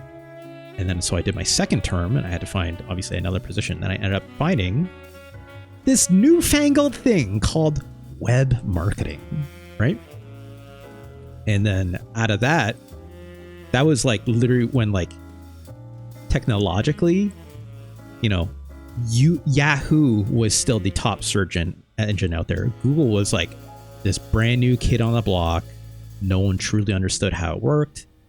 You know, SEO was still stuffing keywords at the bottom of a web page to make it seem relevant, and all these other kind of black hat methods of like hiding HTML and yada, yada, yada, right? And like using, like people were still like installing, you know, web browser extensions to tell you what its Yahoo search scores were, and trying to like develop that for like Google and stuff like that. So like I literally was hitting, I was extremely lucky, even I'll admit, I was extremely lucky to be hitting at a certain technological curve of the evolution of the internet into Web 2.0, as they say, right? And made a career out of that growth, where I was learning a lot of things that were literally technologically being developed and not having to learn things that were explicitly from what I learned in school or that technical college. Because out of that, then I became a digital marketing person instead, right? And then the natural curve of the rise of Google advertising, SEO, the birth of, you know, YouTube, to streaming, not streaming in terms of like necessarily the streaming that I'm doing, right? Literally like how video live streaming technology worked, right? All this confluence of all these different technological aspects coming together were basically part and parcel to what I could make a career out of. Now today, right, I can still see that lens, but also like the knowledge that I have obviously comes from like seeing that full length of that technological scale, right? So when people say online that it's like, this is how you have to do YouTube, you know, I roll my eyes a little bit because it's clearly using methods that are very in tune to what the algorithm is asking for, that people have been trying to, you know, look for ways to get their best bang for their buck. And, you know, I don't have to get into all that. Everyone knows how cursed that world can be, right? Let alone with search and the way that, you know, Google operates and how AI is affecting that, yada, yada, yada. Long story short, what I'm saying is like doing what I do now, right? With, you know, what I do with streaming on Twitch and then posting these videos to YouTube and stuff like that. Like, I feel so much more refreshed to be coming from like an angle where like I try to let the content speak for itself. Even when I'm making a goof about, yeah, like, oh, I'm going to have a Poggers thumbnail and these jokey titles and stuff. We're at least seeing parody in that. But it's like when I see the rest of the internet doing that all the time and stuff, like it gets a little depressing, right? It makes me a little bit sad to see, because it's not good. It's not good. Right? It's like people stop caring about the content. And that's not cool. I don't know if I call it lazy chasing.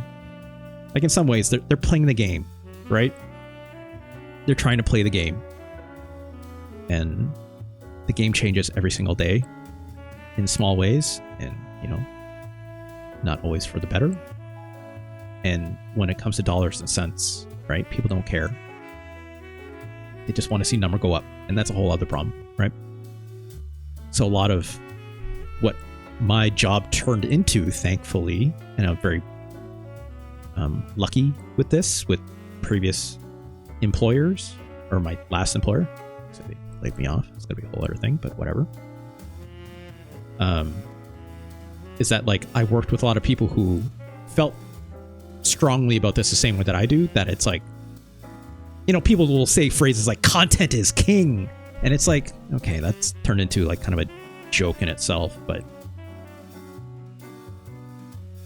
from my perspective, what that actually turned into is like, look at the content first and care about that, get your message straight for what you actually want to put out, and then do the thing after when it makes sense, where it makes sense, in the context that it makes sense, right? So I was much more, what's the word I'm looking for? Practical, I guess you could say, about it. In terms of like making people aware that it's like, look, if you want an SEO chase, you could do that. But here's what's going to happen when you do, and what the problems of that is going to be for the branding and the message out of that, right? And that was largely what my job was for a long time. So, and yeah, you're right, Fonk. Like, it can be a bit brain numbing at times because all people want to do is talk about number go up, right? And that is absolutely heartbreaking. Or Simeon says that they have to distract or take resources out of the content itself for the marketing. Yeah, like,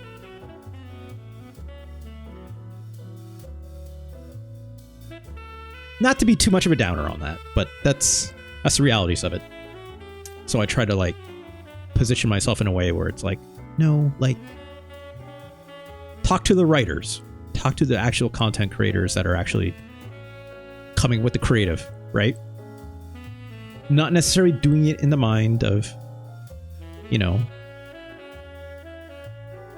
of like what the numbers say. Do it from the heart, right? That's what's going to make things seem genuine. Talk about branding all day and all this business with marketing, blah, blah, blah. Anyways, let's move on. Let's talk about what actually matters. Video games. Apologize for that sidetrack. So, yeah, tax credits. That's I know, Fawn. I know. I deal with that too. Next game on our list. We played a lot of games that are pretty quick, right? Not tax credits? Okay. Whatever. Yeah, we'll talk about it later. We need to move on. Can't just be me ranting about stuff all the time. Where was I? Yes. We play a lot of games that went fast. Again, see, look, it did the music thing, right? It did the music thing where like the music ended right as I wanted to like transition. Gosh, weird. I play a lot of games that went fast today. Even that Street Fighter 2 Turbo game. Max setting, good lord. We went real fast in F-Zero. Then we went arguably too fast and not fast enough at the same time in Top Gear, right? These streets,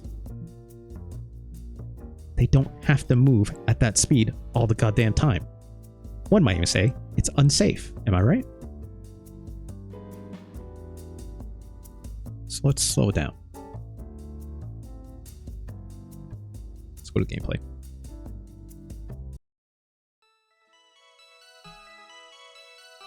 This is SimCity. Licensed 1991 Nintendo by Maxis. So I had this game as well. A lot of streets in this game. Lots of streets in this game. Funnily enough, but we'll talk about it. In my opinion, in my opinion, this might be my favorite version of SimCity, original SimCity, of all time. Not talking about SimCity 2000, right? I'm talking about like this OG version of SimCity that was originally released in 1989, right? Came out on PCs and Mac, and you name it. It was everywhere, right? This particular version, I think, is the strongest. You might not be using a mouse, but that's okay. Things on a grid anyways, right? I love being able to get these scenarios, obviously. The Tokyo Monster, always a good one, right?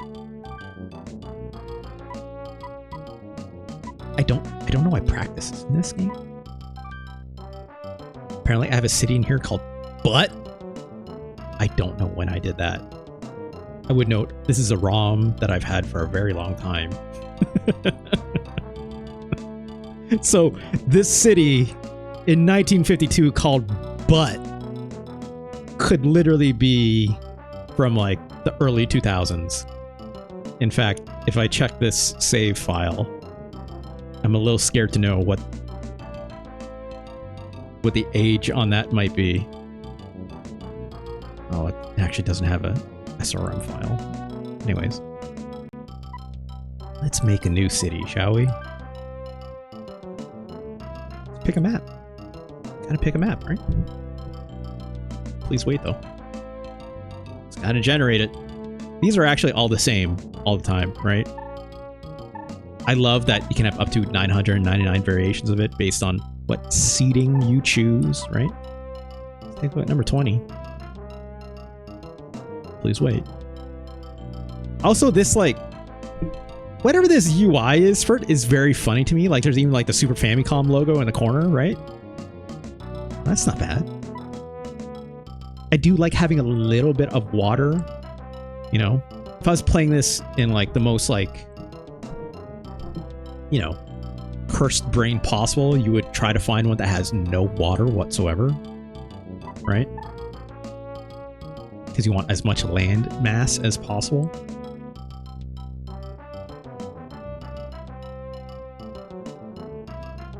Come on. So,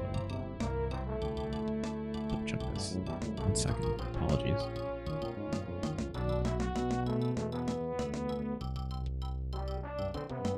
That. We're okay. We're okay. Never mind. Okay.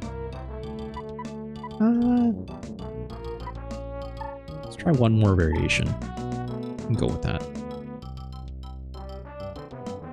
Gotta wait for it to load, though. This was the only console game my sister ever played. Sure.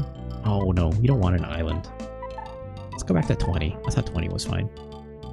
Islands are, like, not good in this because you just lose too much land mass, right? Gross Simeon, have you never seen this before? SimCity for the Super Nintendo? It's a classic.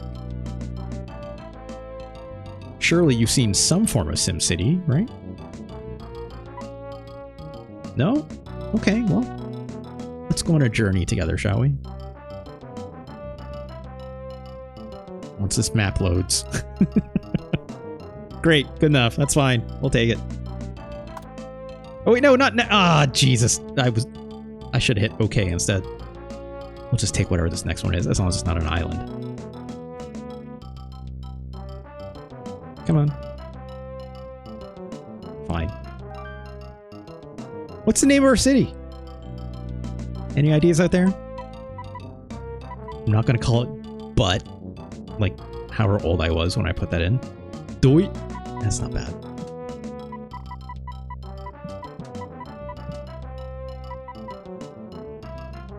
Doit City. Doit Town. Doyton. I guess if it was to be truly a little bit New Doit City. Do I have enough characters for that? I don't know if I do. New Doit No. I can just call it New Deut. It's like, oh, my favorite ska band. They're not really ska, I guess. They're like, you know, a little bit beyond that. Kind of like end up being more to pop music, right? But it's like New Deut. It's one of my favorite bands of all time. Let's go with that.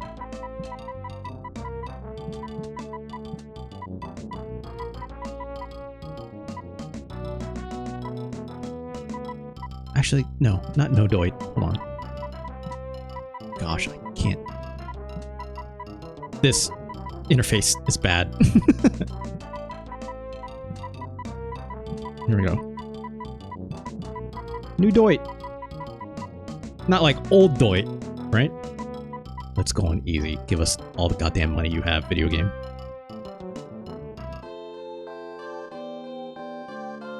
Alright. So this is SimCity. Got a little cursor move around, right? Does mouse work if I turn on mouse pad? Or mouse control? It does not. It does not. Notably does not. Back to joypad we go. Alright, y'all. Let's, how do I move around? That's right. Hold on to the A button. Right? It's great. It's a good looking map, right? A little bit of water. I like how it says number 11 right there in the corner, right? Let's make things interesting. Let's start near some water, shall we? And kind of go out beyond that. Don't need to make a bridge necessary right now. Let's start here, right? This is probably a good place. So let's, you know, do as we do. We gotta use coal power, unfortunately, as the first one. Let's, I guess put it right near the water. Right? Can't put it there. It's too close. It's a good spot. No woke renewables, thank you. We can't. There's one thing about this water.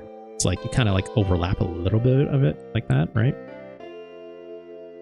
Okay, got that. That's where all the stinky stuff is happening, so let's add some industrial right around it. Don't have to worry about that early on.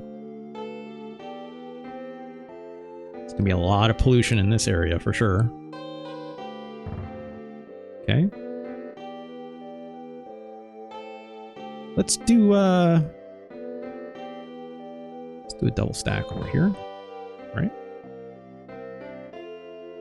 Roads, streets, if you will, right? Here's the secret about SimCity. Don't use them. Use rail.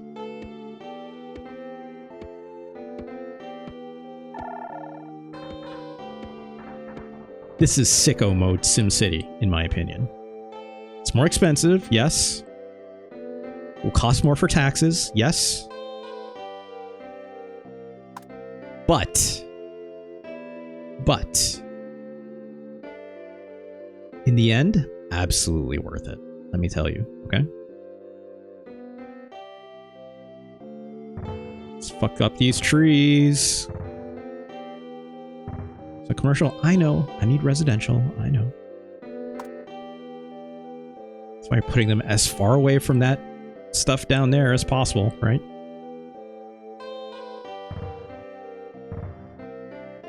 Also, fun thing with this. The reason why I'm stacking these blocks in these ways is because when these buildings grow, they absolutely can combine and turn to like double wide apartment buildings or commercial complexes or skyscrapers. So you just want to, like, you know, apply that as necessary. Right? Let's get the power grid going, right? Do this. Connect them all up. We're good. Easy, right? All right, well. Unfortunately, also need these assholes right? It also means yes. Need these guys too. And we're good. So we're getting development already. Worth noting as well, I can change the game speed up here, right? It's currently, this is pause. I love these little icons, right? That's fun. Here's some settings where it's like automatically demolish or not. Yeah, that's fine. Automatically do your taxes and stuff when it comes around it. That's fine. Let's leave that stuff. Can say, you know, like other SimCity games, right? Turn on disasters. We'll do this one later. Don't you worry. Took a look at big old map, right? Take a second to load up. That's neat, right? Very comprehensive look at all their zones. Tap on this. You tell me the power grid. Anything missing, right? Tells me the roadmap as well, which again, only using rail, right? This one will tell me the population density, right? Which is good. Rate of growth, always important. And traffic, of course. Which, using rail, fixes a lot of the traffic problems in this game, which is why you want to use rail. Obviously, yes, pollution, right? That's a problem. Commercial areas, generally speaking, okay to sit near it, right? Just don't have your residential areas near it. But also, that's where crime will also be, where the pollution is as well. We want to make sure that's covered. And as you can see here, yes, the land value where it's not smoggy or where the crime generally isn't speaking, right? Value will be higher. And here you can see the radius of coverage for these two. Well, here's what I love about this game, right? It's the simplicity of it. These graphs won't show anything. It's still too early. I love doing this. Am I doing a good job? Yeah, a lot of people saying I'm a good job. We haven't done much. First problem's taxes. Taxes always will be a problem. But also, hey, look, in this game, screw those people. Screw those people. Pay your goddamn taxes. You want to live in a nice city? Without traffic? You want... Pay your goddamn taxes. I don't care. I just don't care. Pay your goddamn taxes. You want this nice stuff? Pay your taxes. Just, yeah, more overview stuff, right? This one's save load game. That's fine. Let's save really quick. That we don't have much. Say complete. It's a pleasant sound. I like this guy. Look at this little dude. I don't know his name. I always kind of just assumed, you know, it was a... What's his name? What's the name of the founder of Maxis? Yeah, Mr. Wright. What's his actual name? His full name. Not Max, obviously. Will Wright. Yes, thank you. Thank you, Fogg. I just assume this is Will Wright in some way. It's a funky green hair. Thanks, buddy. This one you can see specifically, it's like, hey, look, that's residential 2, high, upper, blah, blah, blah. It tells you kind of classifications for it, which is good. More roads needed. No, we don't. Actually, no, we do. I apologize. We do need this backbone. I forgot. Otherwise, you just need to touch, right? Nope, it's our first year. Here's our fiscal budget. Here's what I know. If I reduce any of this stuff, it's a problem. Will I save money? Absolutely. Will I save much? No. Like, these city expenditures are not that high right now because we don't have a whole ton of infrastructure going, right? But you'd reduce any of this stuff, your city will start to turn on you in a bad way. What will be good, jack up these taxes. Or it was what, 7%? You wish you live in America at this time when this game came out in the 90s. 7% people are still gonna riot. Right? In North America? Anywhere else in the world, especially Canada. Canada around this time, you know what taxes were? 15%. And we get healthcare. So, just saying. Just saying, right? You want it low? No way. With 12. They don't like it? Too bad.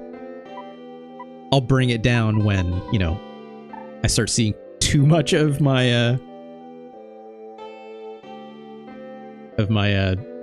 ratings go down, but no. It's going up, baby. It's going up.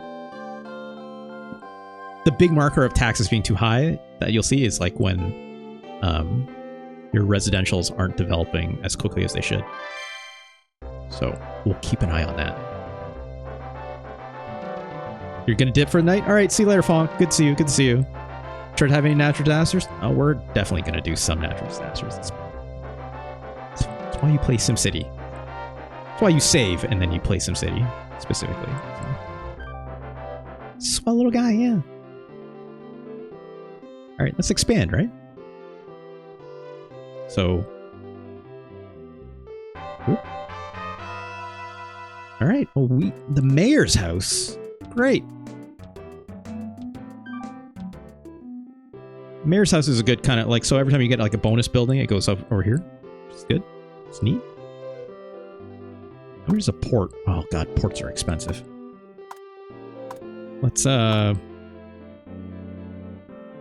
would not mind having a port right here though. Even if it's super early to get one. This is just a good location for it.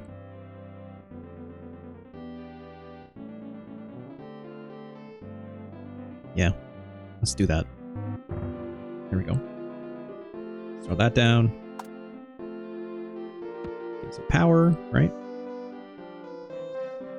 Then let's do a little more industrial because it's what we need right now. Great. Great.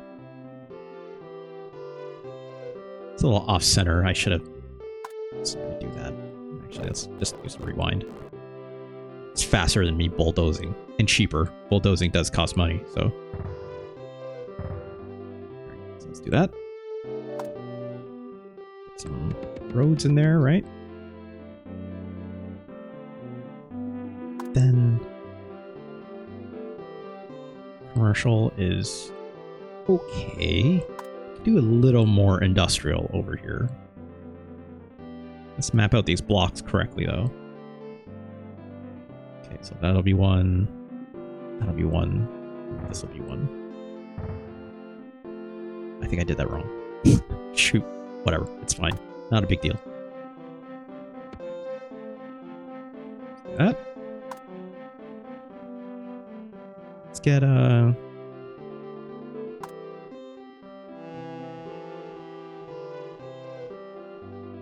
check our coverage for this really quick. Because around a lot of the industrial area is where we have like a lot of crime and possibilities of fire.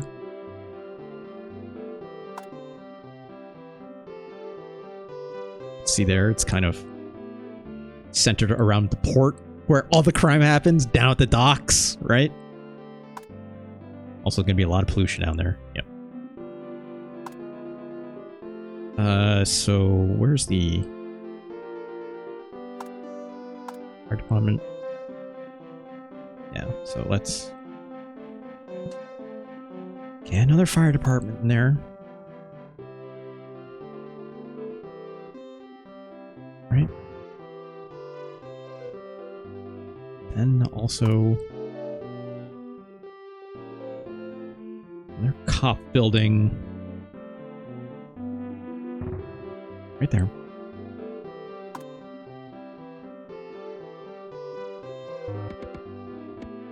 And then let's go commercial just to break this up a little bit, right? No, we don't need it right now. It's okay. It's all right.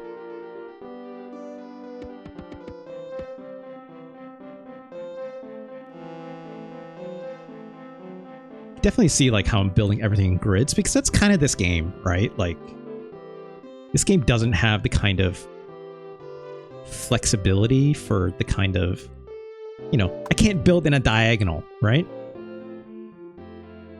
Everything is basically grid based in this.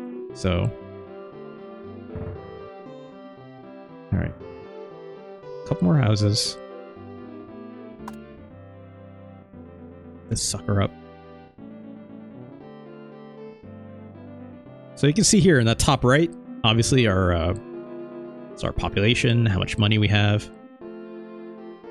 We're underdeveloping, right? Main reason for that, our tax is too high. You know how it is. Right? Let's bring it down 2 points. And run with that. Should see those numbers fluctuate a little bit. Because obviously like the RC and the I, right? It's residential, commercial, and industrial. And that will obviously tell us like how much demand there is, right? Pollution very high. I know. I know. Nothing we can do about that though.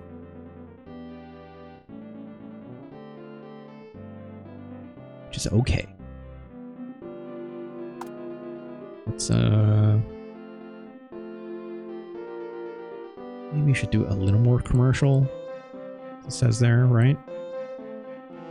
You can see there is like as soon as I turn those taxes down a little bit, our population did grow, which is good.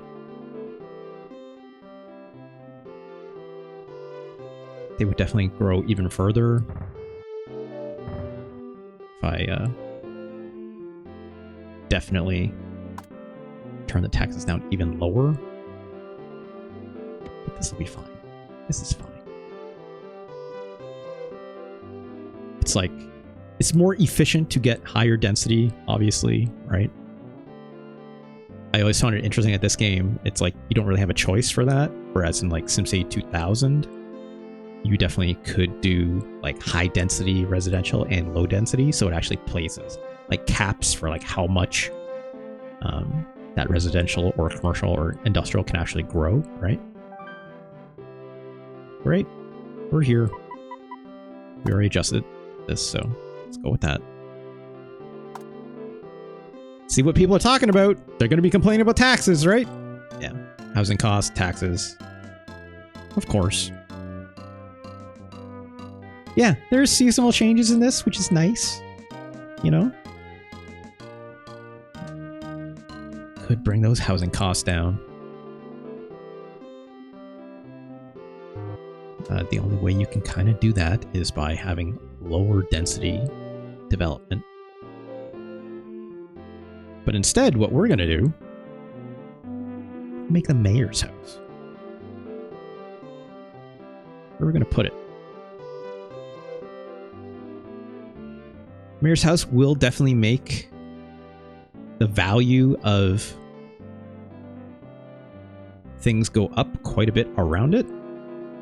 So I like to definitely put it in a residential and commercial block, in my opinion.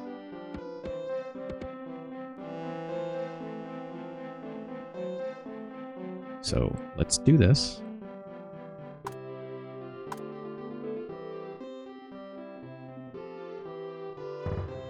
Right there.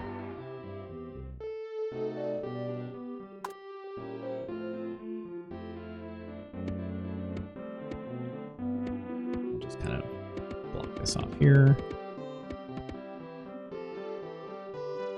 Need more industrial, apparently. I will end up probably putting, you know, obviously another commercial building here and more residential. In fact, because people are complaining about the cost of residential, would have probably made sense if I made this, if I alternated this between commercial and residential, so it can only develop so far, so it won't turn into like a double stacker when these will eventually combine. That's okay.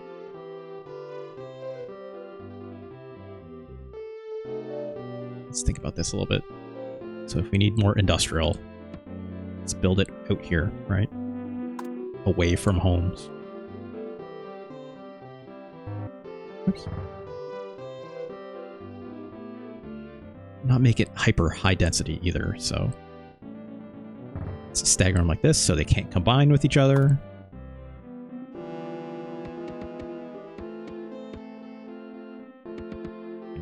Do that. This thing's on power.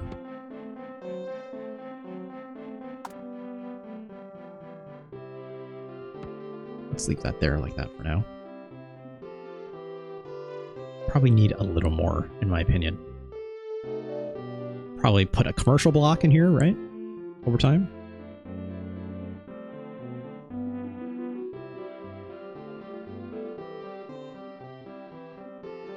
I'm not sure I should have put the mayor's house over here.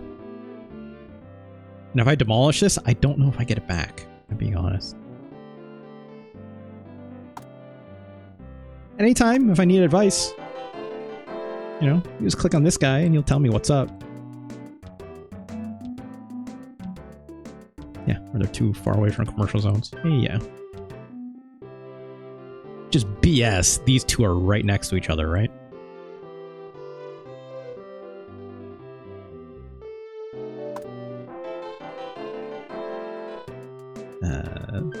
No, that's fine.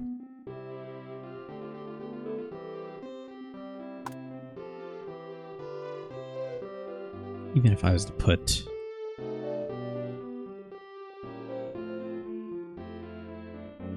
this guy right here.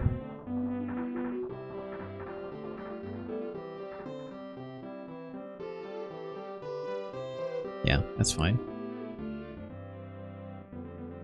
That should be insulated enough. The mayor's house doesn't really matter in terms of like where its land value exists, so, or sorry, in terms of its smogging up around the mayor's house. Shouldn't, at least. Let's put this here though. Residential zones needed. Yeah. Hold on. We're getting there.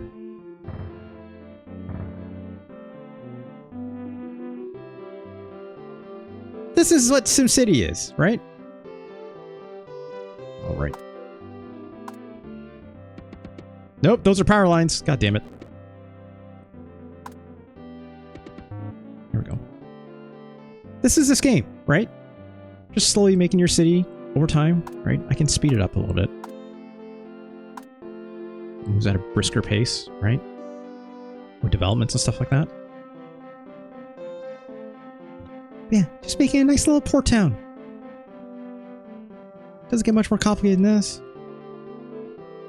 I'm definitely losing population, probably because of taxes.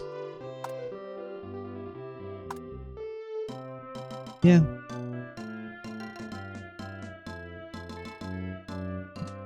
Yeah. It's like, fine, I'll bring them down. 1%.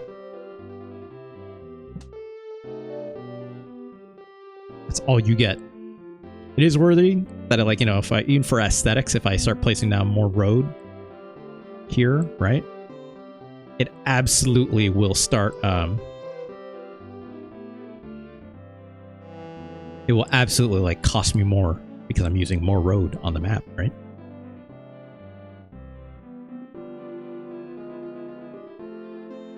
I need more commercial? Okay, I can do that. Even though that stuff is not developing, annoyingly. Let's double check the power situation. Come on. Yeah, it's fine.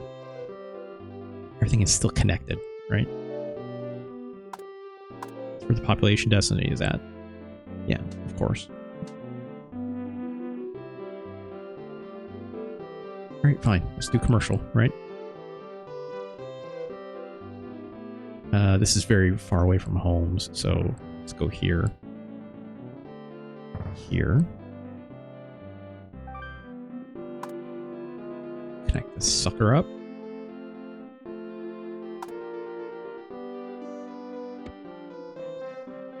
Yep. Yeah, we just did this. It's fine. You don't have to be worrying so much about your profit, obviously, early on, right?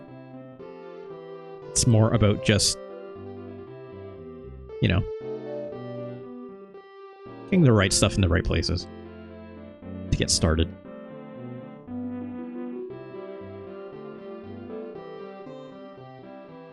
Still wants more commercial out of me, though, which is funny. So, I think around here is where I need to place it, even though, like, I have these commercial blocks in here, but they're not growing. Which I'm not 100% sure why.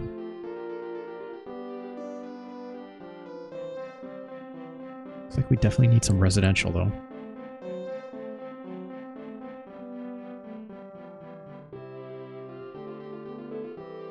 Definitely don't need that industrial anymore. You can see this stop developing, right?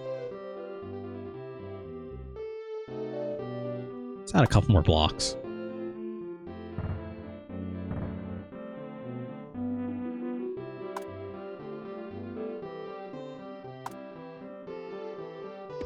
I'll probably tie this one off here.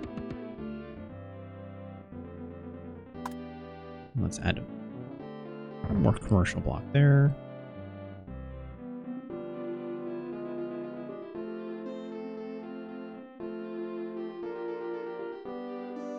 See what the advice. Yeah. I think I'm missing something with that in terms of like controlling the housing costs. Like generally speaking, it's kind of like I'm not making enough ones that are just kind of like by themselves. Because I'm like purposely trying to create like high density areas like this. Which are probably too intense, to say at least, as opposed to doing something that's more like separated out with like one per zone. So maybe let's do something more up here with that. Just keep making along the coast, or start expanding up. Start expanding up.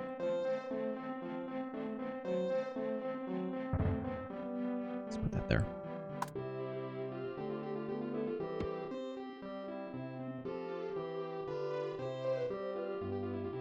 Yeah, hold on.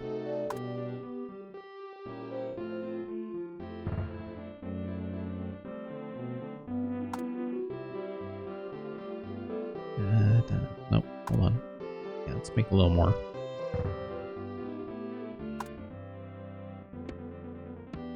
Hopefully staggering them out like this will maybe help.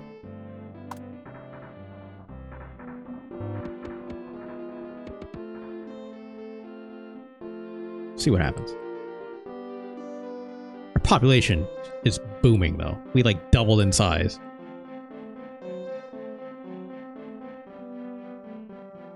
This industrial stuff is not developing, though. It's a pain in the ass. More roads? What are you talking about? I don't need more roads. Stop it. I have lots. Give you that one. That's it.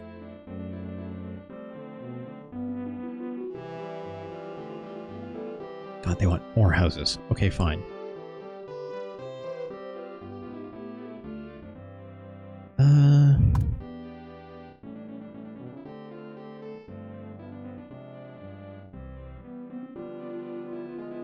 That's really close to that industrial zone. I don't want that.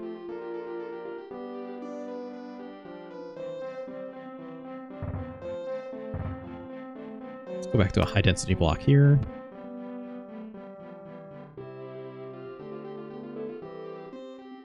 I don't know if that was a good move or not. We'll see. We'll see. Let's make the speed go a little faster. Right?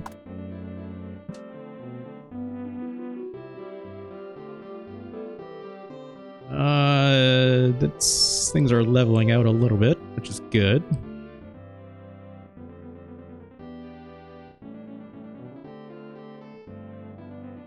Industry? I have lots. What are you talking about?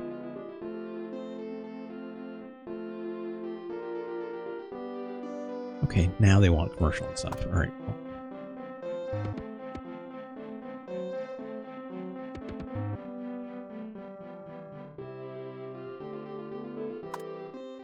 Let's go over here. Nope. Yeah, it's fine. We're making less money. Just bad. But we're a city now. You know, it's like the title will obviously grow and grow as you get more population, so keep growing, right? I think like these low income houses obviously made things a lot better, which is good, right? But now it's definitely asking for more, so let's just stack this right on top of them. Gotta fix the road situation.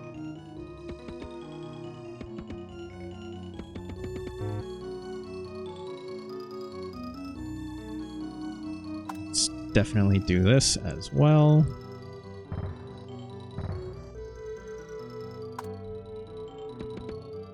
Brownouts.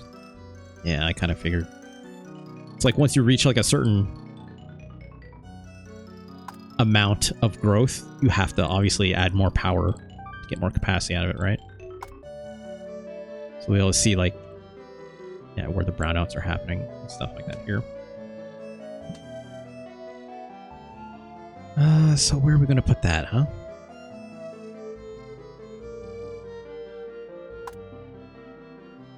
Let's put a layer of commercial over here. And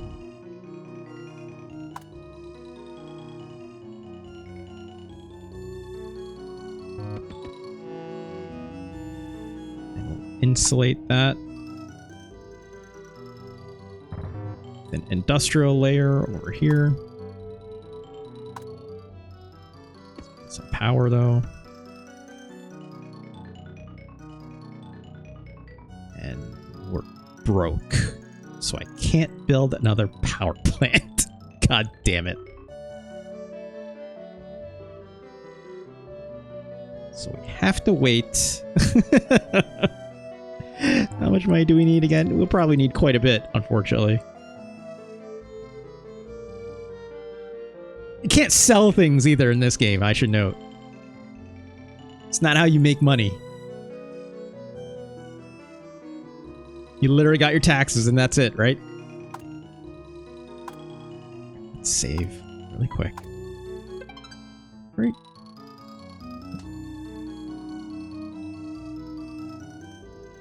Oh gosh, I need the year to roll over quicker than this.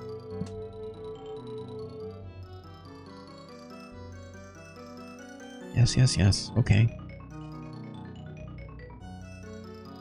I was also building like way too much too quickly, in my opinion. But that's alright. It's alright. Our population is, you know, booming. Could you imagine, like... Can you imagine, like, a city that had no more than, like, you know, 4,000 people in it? In a matter of, like, 2 years, exploding, like, triple in size, or quadruple in size, even, actually? It's like, that would be insane. I would be so mad if I moved into a town and be like, great, this is just like a 2,000, 3,000 person town. Then all of a sudden, in a span of 2 years, turned into like a 10,000 plus size city. That would be mind-boggling, right? All right. Taxes collected. $1,200-ish. City expenditures, $600, right? Gotta do it. Gotta do it. I know, I know. But I need money, so I can't anything else. Let's use the fast forward from the emulation, shall we?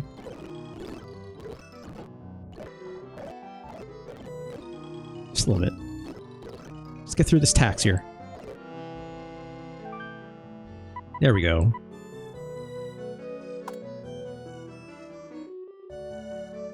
Great. We'll have $577 left after this. Yikes. Yikes.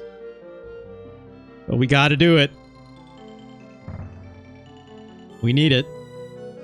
Goodbye, money. Hey! Now we can get a loan!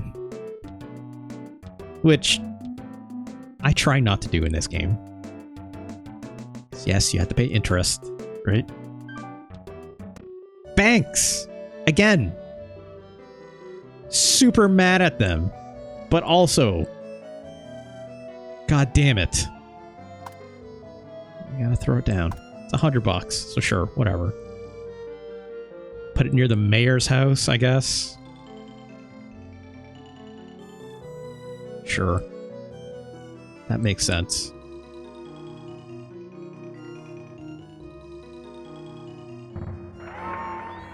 Huzzah. Now we literally cannot afford much at all. This sucks like a... This sure looks like a scam to me. I'm gonna offer you $10,000. 2 low-interest loans. Payments will be $500 a year for the next 21 years. No! No! We're not doing it. Not getting swindled by this. It's bullshit. Who needs it? I mean, loans are important. I understand why they exist. Gross Simeon.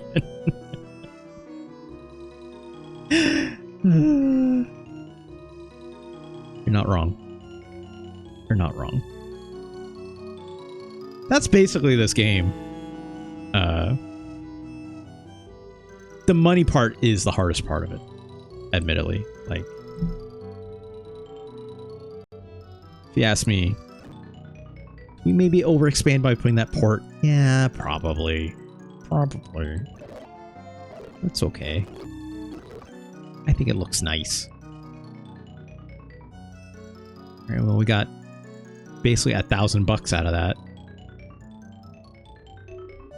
Not terrible. Get a couple $100 more in taxes. I refuse to turn down, obviously, the funding for the other stuff.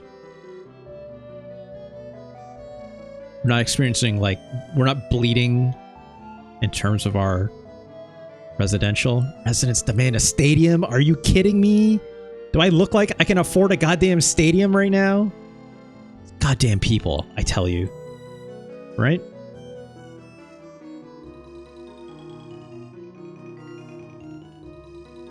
So where on earth would I put it?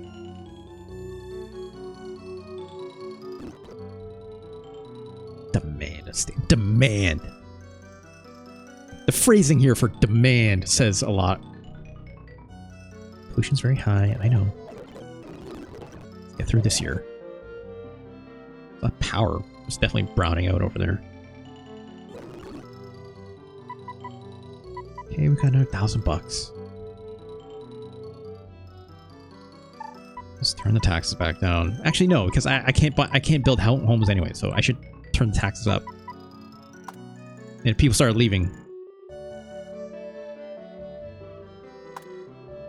then it'd be a problem. But again, people always will be complaining about taxes, no matter what. So I don't care. All I care about is if my population starts bleeding out.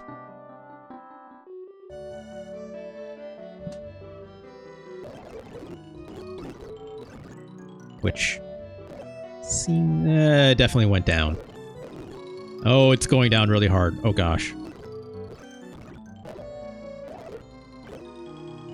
Well, we at least have, you know, more money. Let's turn it back down again. Or Simeon asks, were there earlier releases of SimCity on other devices? It seems really well realized already. That's the thing, Gross Simeon. Like, the PC MS-DOS version of this game looked very similar to this for sure, right?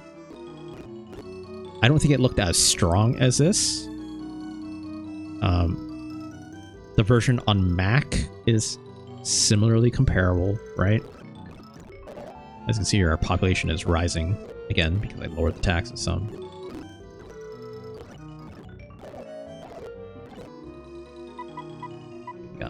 $300 less bucks. Still can't build a stadium for the life of us, I don't think. Oh no, I can.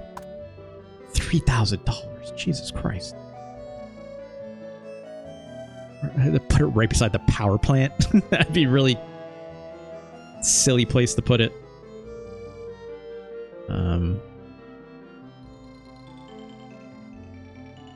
Let's bulldoze this.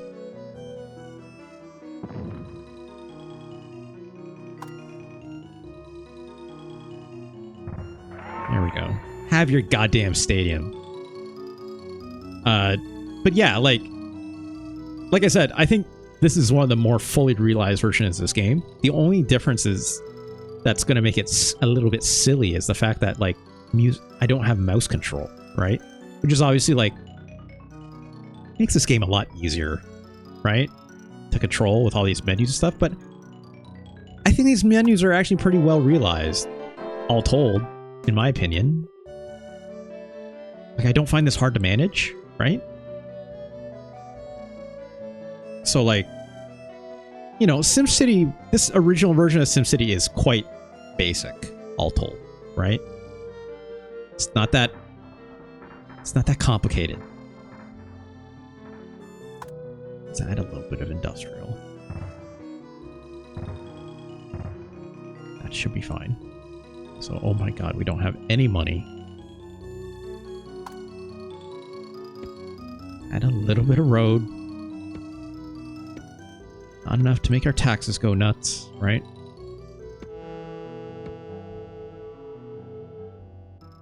Really cutting corners now.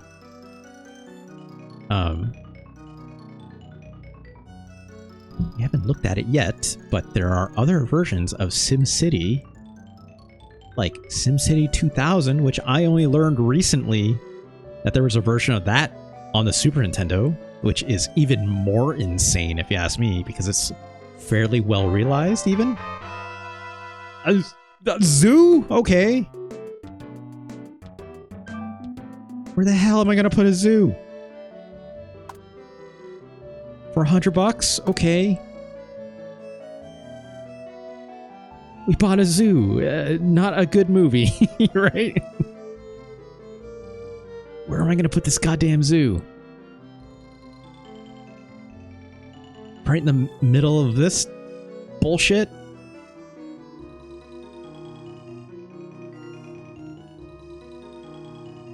I guess, right?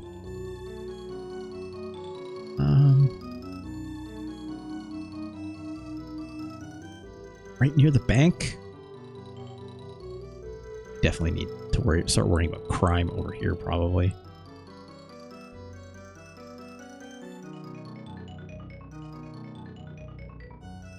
I'm gonna have to build more industrial over here, so let's not put the zoo right next to all that business, right?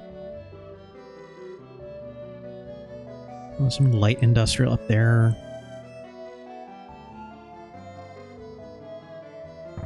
Sure.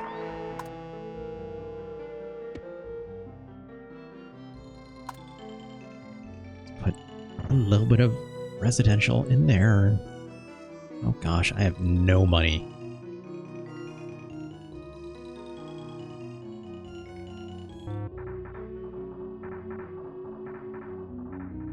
Yeah, I did think about putting it here. That would have made sense too. But alright. Seeing a lot of growth, which is good. That population number is going pretty high. So much so that we definitely need more houses that I cannot afford.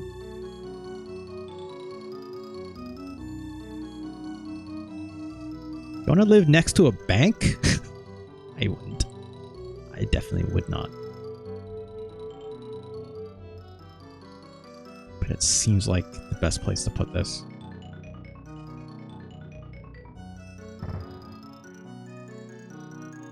Just one.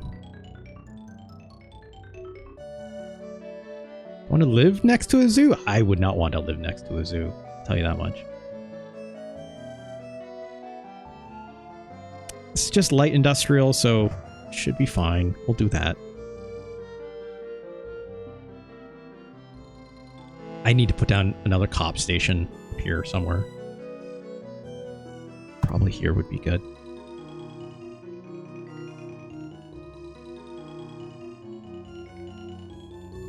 Yeah, right there. Gotta have a fire station next to it, but I cannot afford that.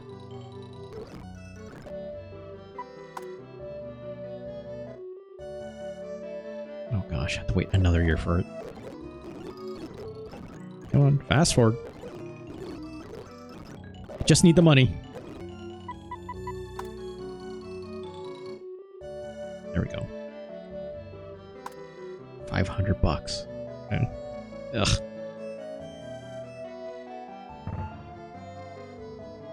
Okay. I will need more over here. For sure.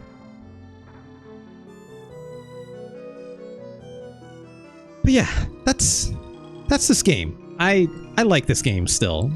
You know? There's not a whole lot to it, because again, it is a very simple version of SimCity. Got a bot hitting me. 1 second.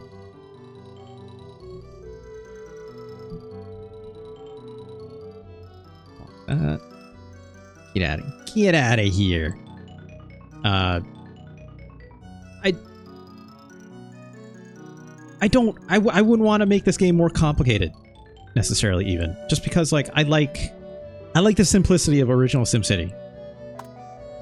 If it had more than what's offered here, like I'd be very turned off by it. You know, there's just enough here when you're like, especially if you're like the age of which I approached this game. Like I played this game when I was, you know, like 10 years old or something, right? Like I was quite young, understanding what urban planning was, for God's sakes, right? Which a lot of, you know, SimCity was popular edutainment in a lot of ways for a lot of kids, right? Like it's right on that line. Anyone can enjoy it, obviously. But then you get fun stuff like this, right? Oh no! It's not Godzilla. It's Bowser, baby. Look at this weird-ass Bowser on the wheels. I mean, they just added Bowser for this because it's obviously Nintendo, right? But that's fun. But where is he? Oh, he's way over here. And he goes in the water. He's in his Koopa shell, right?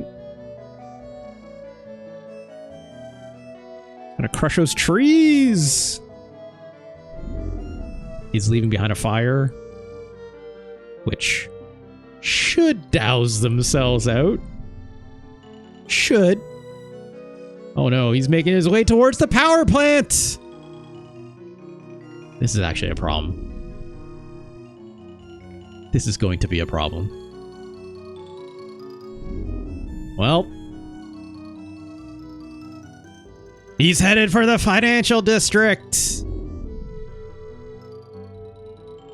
Oh no, those poor people in their homes. Just cutting a straight line, you son of a bitch. I guess that's not going to be a high density area. Oh, that block is done. That building is toast.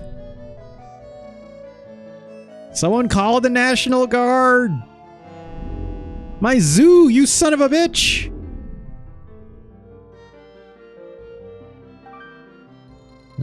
It's taxes. The real enemy. Government. Otherwise, he's just gonna keep going. He just decided he had to walk through this block, right?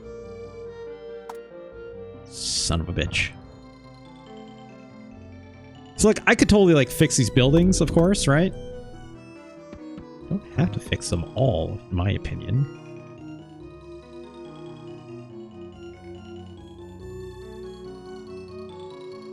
Like, I could just reconnect this stuff, you know?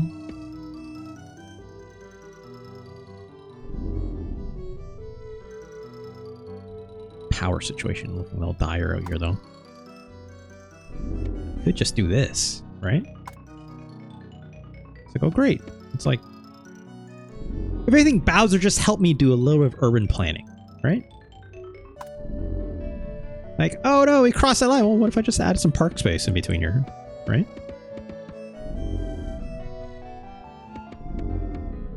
That looks pretty good to me. Problem solved, right? Look how nice this looks now. That's great. Oh, right. This is... Power is not necessarily connected. Let's do this. Great. All fixed.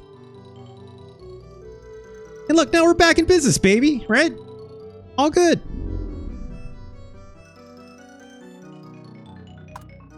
Need a little more industrial.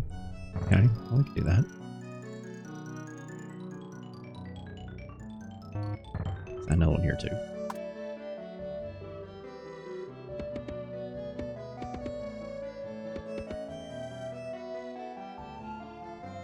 You know, we'll connect this up.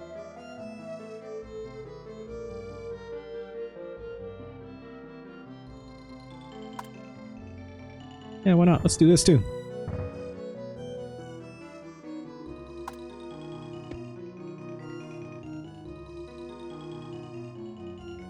Oh, good. Where'd Bowser go? Oh, Bowser's pieced out. Oh no, he went down this way? Probably disappeared. But yeah, that's fun. And look, our population is still intact, right? Not so worse for the wear. Until, you know, that happens. This one too. Uh-oh. This is why coastal cities... Gotta look out, right? Where'd the flooding actually happen?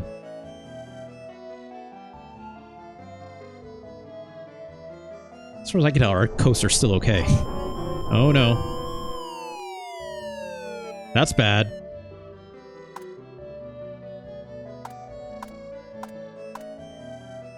Let's really fuck it up. Yowza!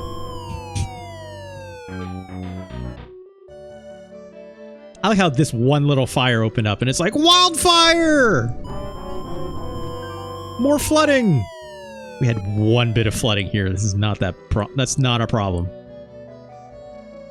Right? Okay, this might be a problem over here. But it's fine. Oh, that industrial is not connected. Oh, earthquake! That is really fucking me up, actually. Crash, boom, bam!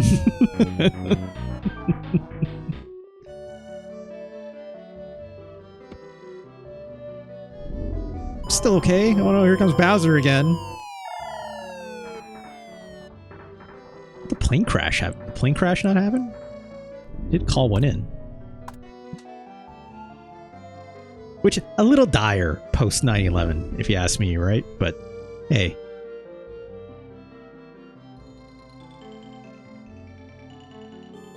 Our power plants are still standing, which is great.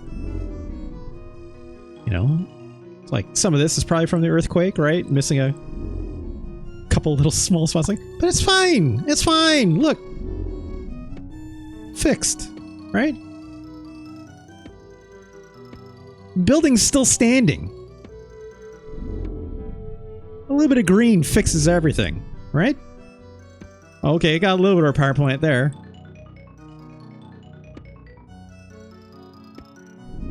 Just gotta patch it up, right? Just a little bit of patching.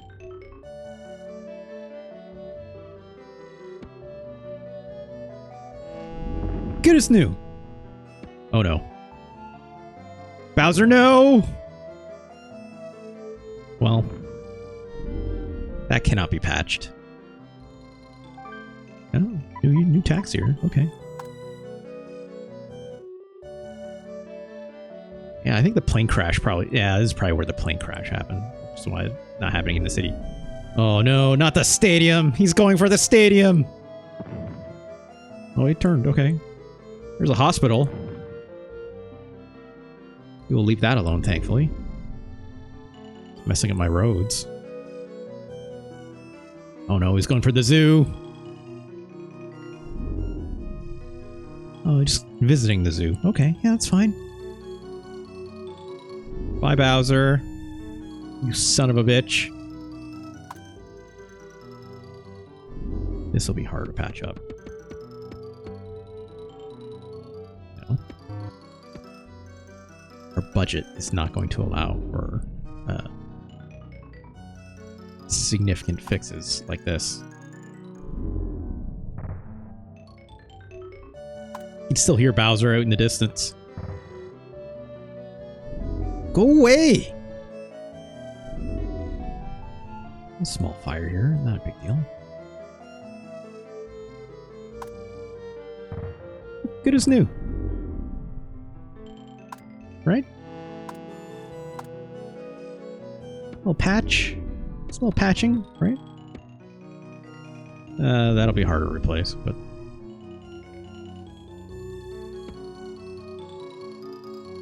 Hell, I'll even put a road in here. You know?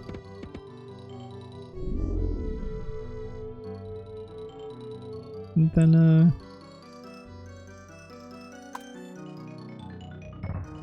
sure. Good as new. Mostly. Oh, Jesus. What are you doing over there now, Bowser? I took a chunk out of my factory. There we go. Keep going that way if you mind, please.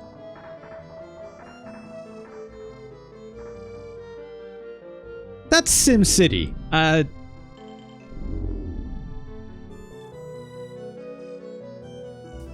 here. I think that game is still totally right. Hey, what's up, Burmick? Yeah, we're playing the OG SimCity. It's still pretty okay, right? I think, you know, as someone who hasn't done like the most reading up in terms of like what makes the optimal city, yada yada yada, like, yeah, I you know, I'm sure I could do better, right? But I think what's there is enjoyable. It's great.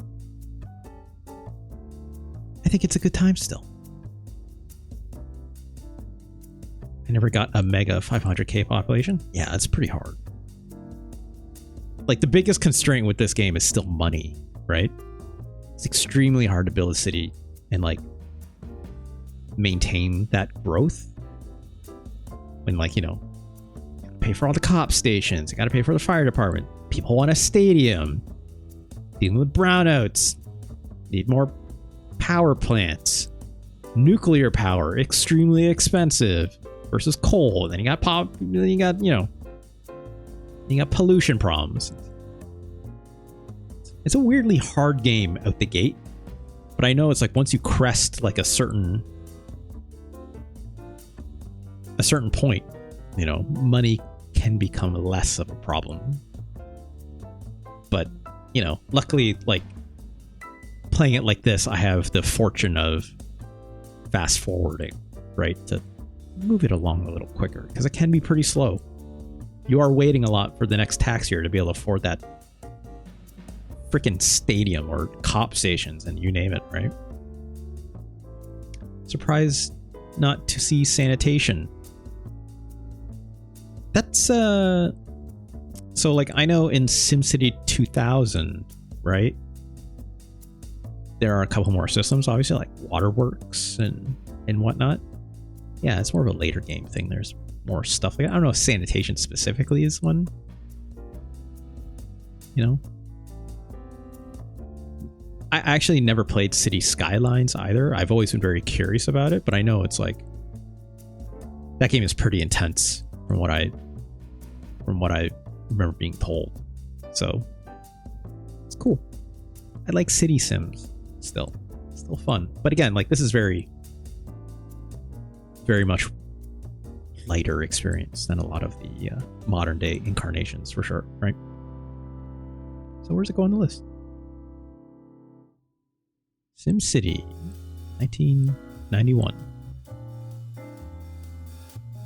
Burmick asks, do you remember SimCity CD-ROM for PC with the video cutscenes? No. What? I don't remember this at all. SimCity PC. I'm guessing like PC CD-ROM. Okay. I'm guessing this is it, right?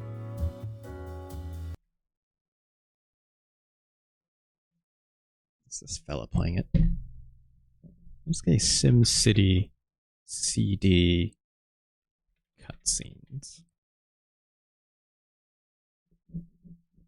Is this it? Burmick? SimCity action news and let's take a quick look at this. Oh my god, look at this.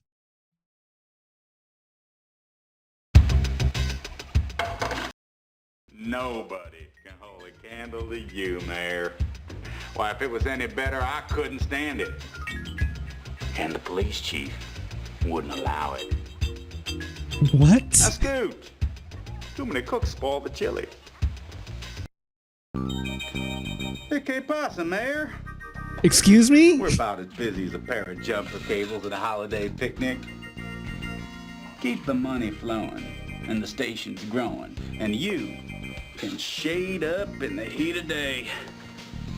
By my book, you will have earned your siesta. This is insane, Burmick. 10-4, we're on our way. If you don't get me some additional stations, and soon, I'll know you're all gurgle and no guts. This is wild. Like, obviously these are obviously these are meant to be like the different interstitials instead of like in the SNES SimCity where it's like the little Mr. Right the little green hair fella will like give you all the same notes, right?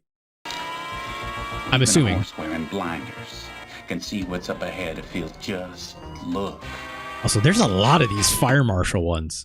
Our funding is so full of holes. It couldn't hold hay, much less water to put out a fire. Without more money, your city is going to be as dangerous as a barbecue in a fireworks factory. You know, once you cut the tail off a hound dog, you can't sew it back on again. Wow. Acting. I just don't believe we need to be. Wow, they're actually in a fire station. My boot soles are so thin. Look at this. If I struck a match on them, I'd set my socks on fire. You sure are brave, Mayor. I guess you're willing to go to hell alone. But I can't send my firefighters into the blaze sock-footed. Well, I guess there'll always be another fire to douse, but thanks to you. This is wild. This is wild. I need to see this. This is the missing link. And without it, this is what happens. That's grim. Look at me, I'm stuck in traffic. I warned you about keeping up the road budget. This city needs to move ahead. Rail service is so badly needed now. See? Now, if this player had instead done what I did, where you don't use roads at all, and you only use rail, this wouldn't be a problem. Then you never have to deal with the traffic problem, because it's just all taken care of. It's a little more expensive, but it's all taken care of. That's how you play SimCity, friends. In my opinion. What is this? American Oceans?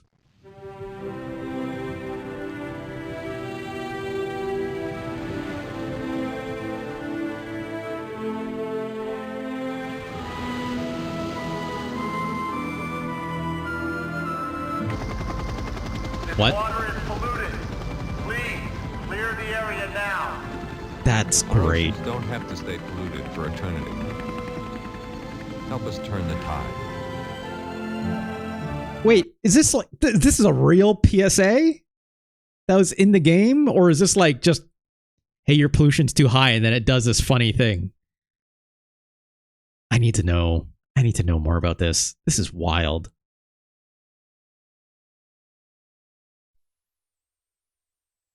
The SimCity nuclear power plant right next door to our Sim Action News studio had a meltdown today. All workers in the vicinity, except myself, were rushed to She's SimCity dying of General nuclear Hospital. of radiation Personally, poisoning. Like, I don't have insurance. A group insurance spokesman stated that if any employee loses a limb, they will be paid $5,000. However, a worker must pay the insurance company $5,000 if he or she grows a limb. Details at 11. it's not the X-Men, but that's For grim. every nuclear plant, you could eliminate 4 coal plants. Beginning to feel like an advertisement for the coal industry. A DC-10 crashed through the SimCity Airport control tower last night, and after smashing into a bowling alley, made a successful emergency landing on lane 3, picking up a spare. The cause of the crash remains a mystery. Airport investigators have been searching the cockpit for the black box recorder, but thus far have been unable to find it in the debris of empty mini liquor bottles. More details. Oh, come at 11. on. Yeah. That little jab at like pilots being drunk all the time is, I mean, that's what it was in the news back then. Yeah, Birdmaker Azler. Someone wrote all this stuff. If not Will Wright himself, right? Monster Funzilla? This is the last And one. in other news today, SimCity had its Founders Day parade. Wait, this just in. Hold on. Is this some kind of joke? Excuse me, folks, but I am told that Funzilla is cutting a path of destruction through SimCity, devastating the transportation system. Apparently, this 20-story lizard is picking up cars and buses and throwing them hundreds of yards as he moves closer to Oh, the look at that SimCity camera Action shake! Studios, which means that this is Carol Davenport. It's like signing someone off and literally getting with the hell out of here. someone's literally moving the camera up and down like, oh, that's incredible. SimCity, big one, massive destruction. Oh my God, Burnmick. Thank you for bringing this to my attention. There's so, oh, come on. What? You can't see it on the stream because it was hidden behind my goals in my face, but This is Carol Davenport with this important Sim Action News Bulletin. We have good news and bad news. First, the bad news. We just learned that the legendary monster No! is rampaging through downtown SimCity. no, don't, lady. Come on. He's crushed the local IRA ex-office and credit card company. City officials are trying at all costs to find out what to do. Mayor, if you're listening, we need your help.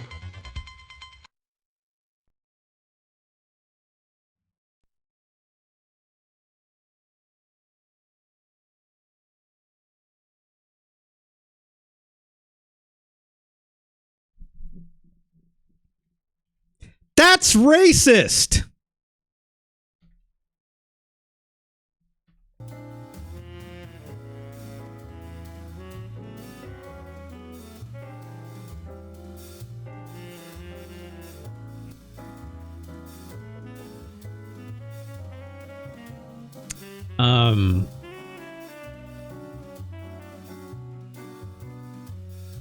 It's a good thing we're looking at the Nintendo version, Super Nintendo version of SimCity today, which, to my knowledge, not racist.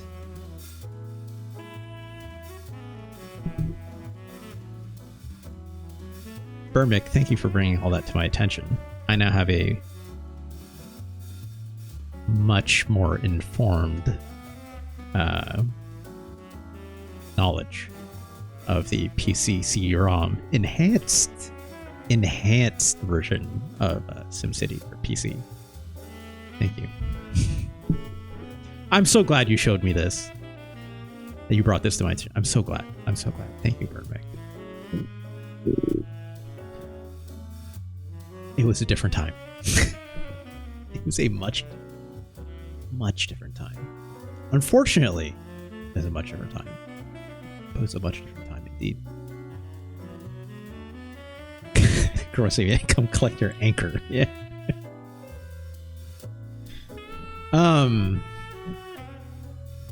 Gosh. Where do we go from here, friends? Where do we go? I have to put this game on a list.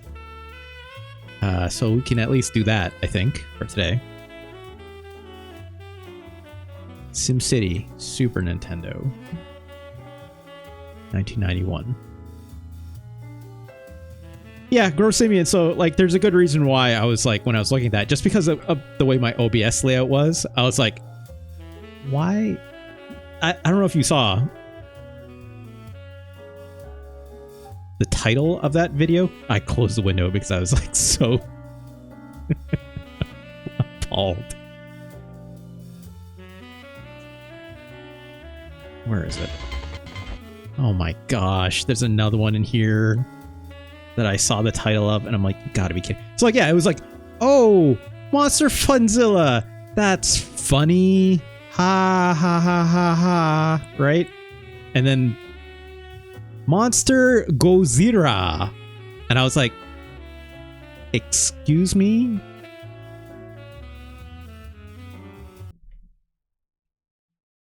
And then I scrolled a little further.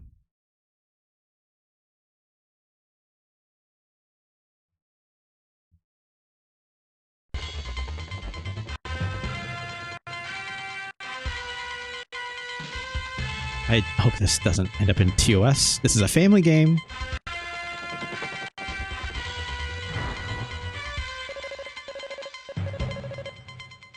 Where is this going? A bizarre sex case went to trial today when a man with a split personality accused himself of sexual harassment.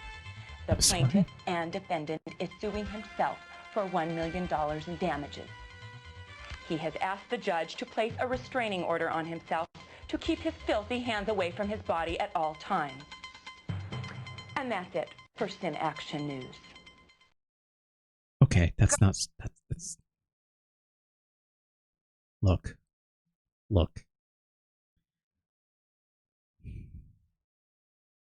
That could have been worse. That could have been much worse, right? You know, a little ableist.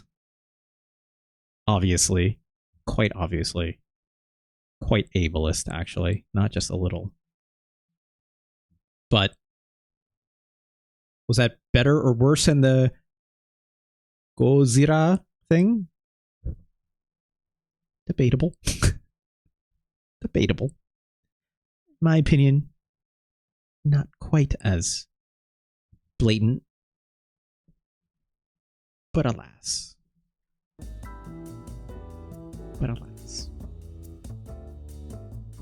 Burmick says, I can't believe I played this in front of my mom at like age 10.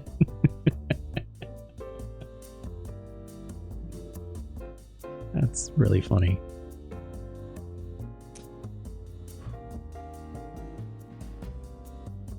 Where does SimCity go on our list, friends? We have to move on. 1991. Super Nintendo. Yeah, FMV was a hell of a time, right, Burnmick? A hell of a time. Okay, I think it was a good starting point. How is SimCity? Is it better or worse than Mario is Missing? Another edutainment game, actual edutainment game versus SimCity, which is vaguely edutainment-ish, right? Given its proclivity towards, you know, showing younger students. Hopefully not seeing that CD enhanced version, right? Probably too expensive, but CD-ROMs in classrooms at the time, so there's at least that.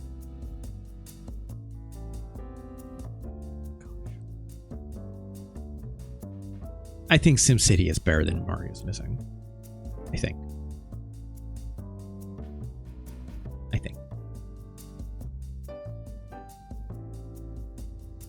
I think this game is also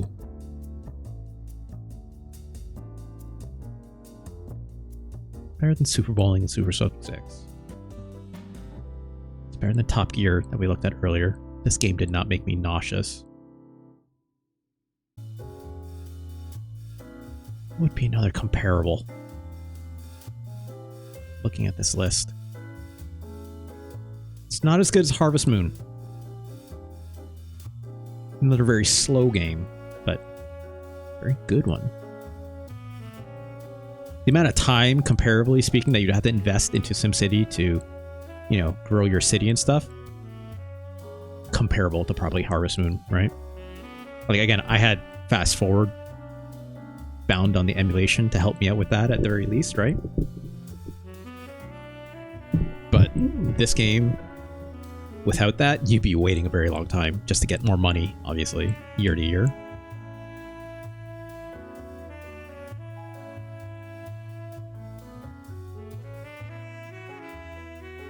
I don't think this game is as good as, say, Stunt Race FX.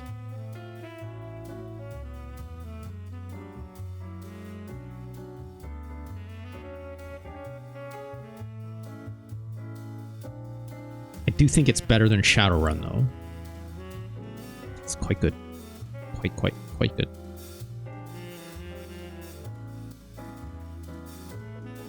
Do I think SimCity is better or worse than Taekwondo?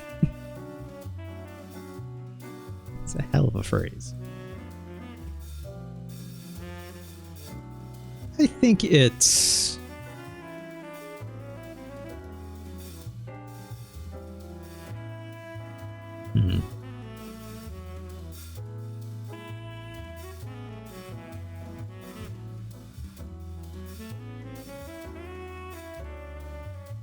I think it's better. Yeah, it's better. It's better. As soon as I started looking at the games underneath it, I'm like, yeah, it's better. It's better than High Impact. Super High Impact, sorry. I don't think SimCity is better than Wild Guns. I think that game is actually super rad. Better than Ken Griffey Jr.'s Major League Baseball.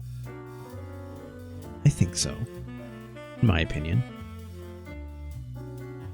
I just don't like Ken Griffey that much. Sorry to all those people who love that game. There's better baseball out there, just saying. I'm willing to debate if SimCity is better or worse than Yoshi's Cookie. That puzzle game was pretty solid, as requested by My Hero Zero. I think SimCity is better than Yoshi's Cookie, but I don't think it's as good as True Lies. Congratulations to SimCity. Pretty dang solid, in my opinion. Yeah, that feels right. Let's go. Again, like, this is a game that I like more than I think where it ranks. Like, there's lots of games I could say I'd rather play. I'd rather play instead of SimCity for the SNES, just because it's like it's a little bit of an artifact in a way, right? Like, I'm not a madman. If I was to play a SimCity game today, it would be SimCity 2000, not original SimCity, even though I appreciate the beauty of this game's simplicity.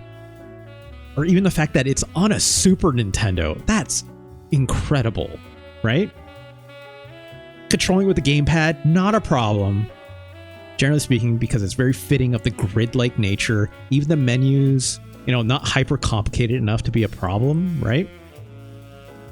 It really does work fine with the gamepad. Yeah, absolutely, Burmick. Absolutely. You're absolutely right on that.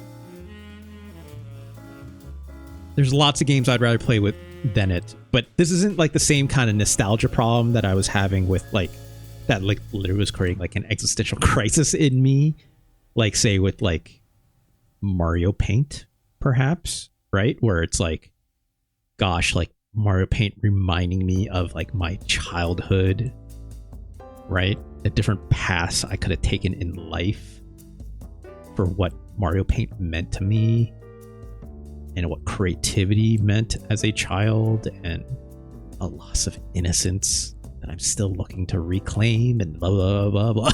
Like, talk to my therapist about Mario Paint if I really needed to, right? I don't feel that same way about SimCity, as much as I love the nostalgia that I feel for it, and as much time and energy and effort that I put into this version of SimCity specifically. But it doesn't elicit the same kind of response I have of like, you know, why don't I play Mario Paint anymore versus why don't I play SimCity anymore? I don't play SimCity anymore because it's just not the version of SimCity that you should be looking for. And also, they're just not necessarily the kind of games I play a lot of these days, right? Which is okay. I'm okay with that. I've come to terms with that.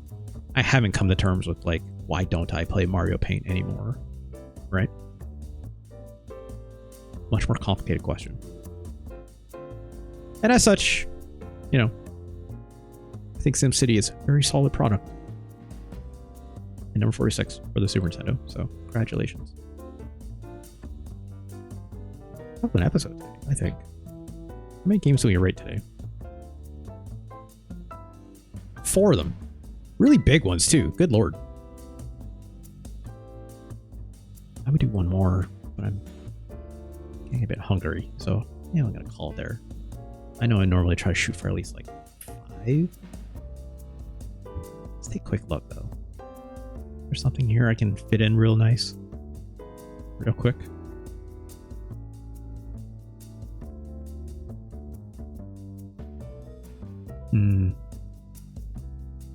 There's a couple here I would, but it's like there's certain people I know that have requested them that I'd be nice if they were in the chat for these. So maybe I'll hold off on that one. Yeah, I should probably call it for today. I think we're good. All right, y'all. Thank you so much for joining for today. Hell of an episode. Weird theme for today. Or just like all these.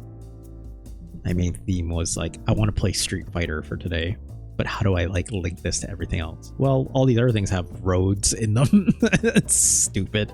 It's a stupid theme to go by. I just really wanted to play Street Fighter today. Everything else was cherry on top. I also really wanted to try and find a way to fit F-Zero in some way. Thank you so much for watching.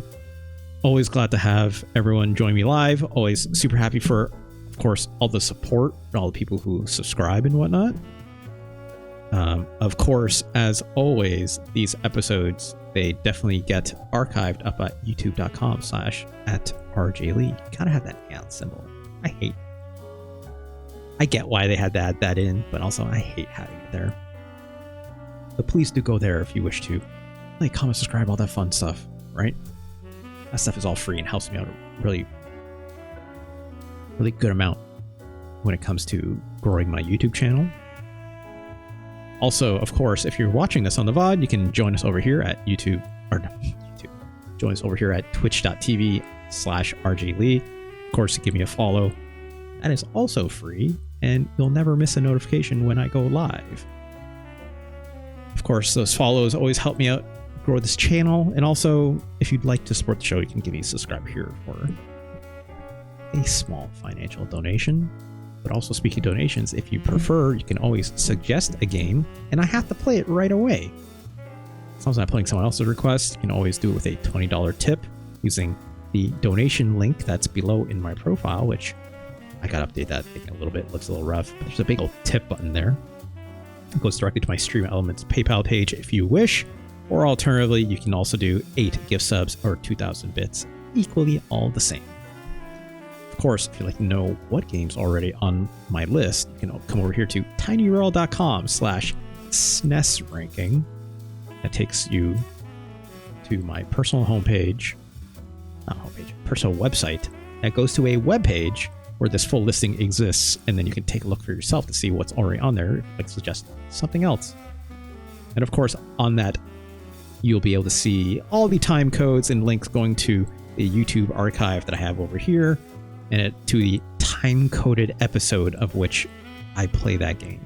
So do please go check that out if you wish to watch past episodes. All right, y'all. Thank you again. Let's get out of here, shall we? So many more SNES games to go. Like, I'm looking at this game, or like the rest of these games on my rundown list, and I'm like, I don't know when I'm going to play these, but gosh, I sure would love to show them off. So, in due time. What's left? Tomorrow, I had thought about doing an episode of the Skill Check, which is the series in which I play hard video games, where I've been playing God Hand. I might take that off the schedule for this week, mostly just because I've streamed a lot already this week, every single day. So, because we did that bonus episode for Super Godzilla yesterday, so I might take tomorrow off. I still don't necessarily have a plan for Rocksmith this weekend. Again, it's like my finger was pretty dang sore after Tuesday because I played a little too long. Even I recognize that. And I would like this thing to heal up hopefully before the weekend. But I do have an idea for a stream for Rocksmith, but I'd like to give more advance notice for that than just a couple of days. So maybe we'll hold off on that until next weekend. But I do owe 3 of them, so more than likely Sunday as a preference for one of the days. But stay tuned for that. I will be posting in the regular Discords and whatnot for a heads up when that will be taking place. But I've got a theme in mind that I really like the idea of for that. So, anyways, thank you again. Thank you, Gross Simeon. Stuck with me this entire time. This whole show. Much, much appreciated. And thank you, Burn Mick, obviously, for joining a little bit later. And yes, showing me that PC SimCity stuff. My God. My God.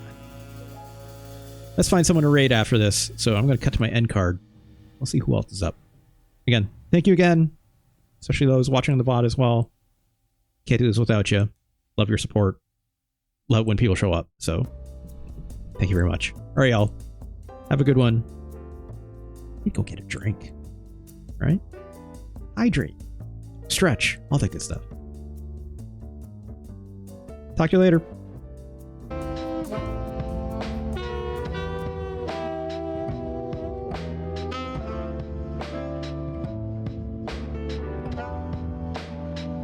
I can't believe that Godzilla thing was real.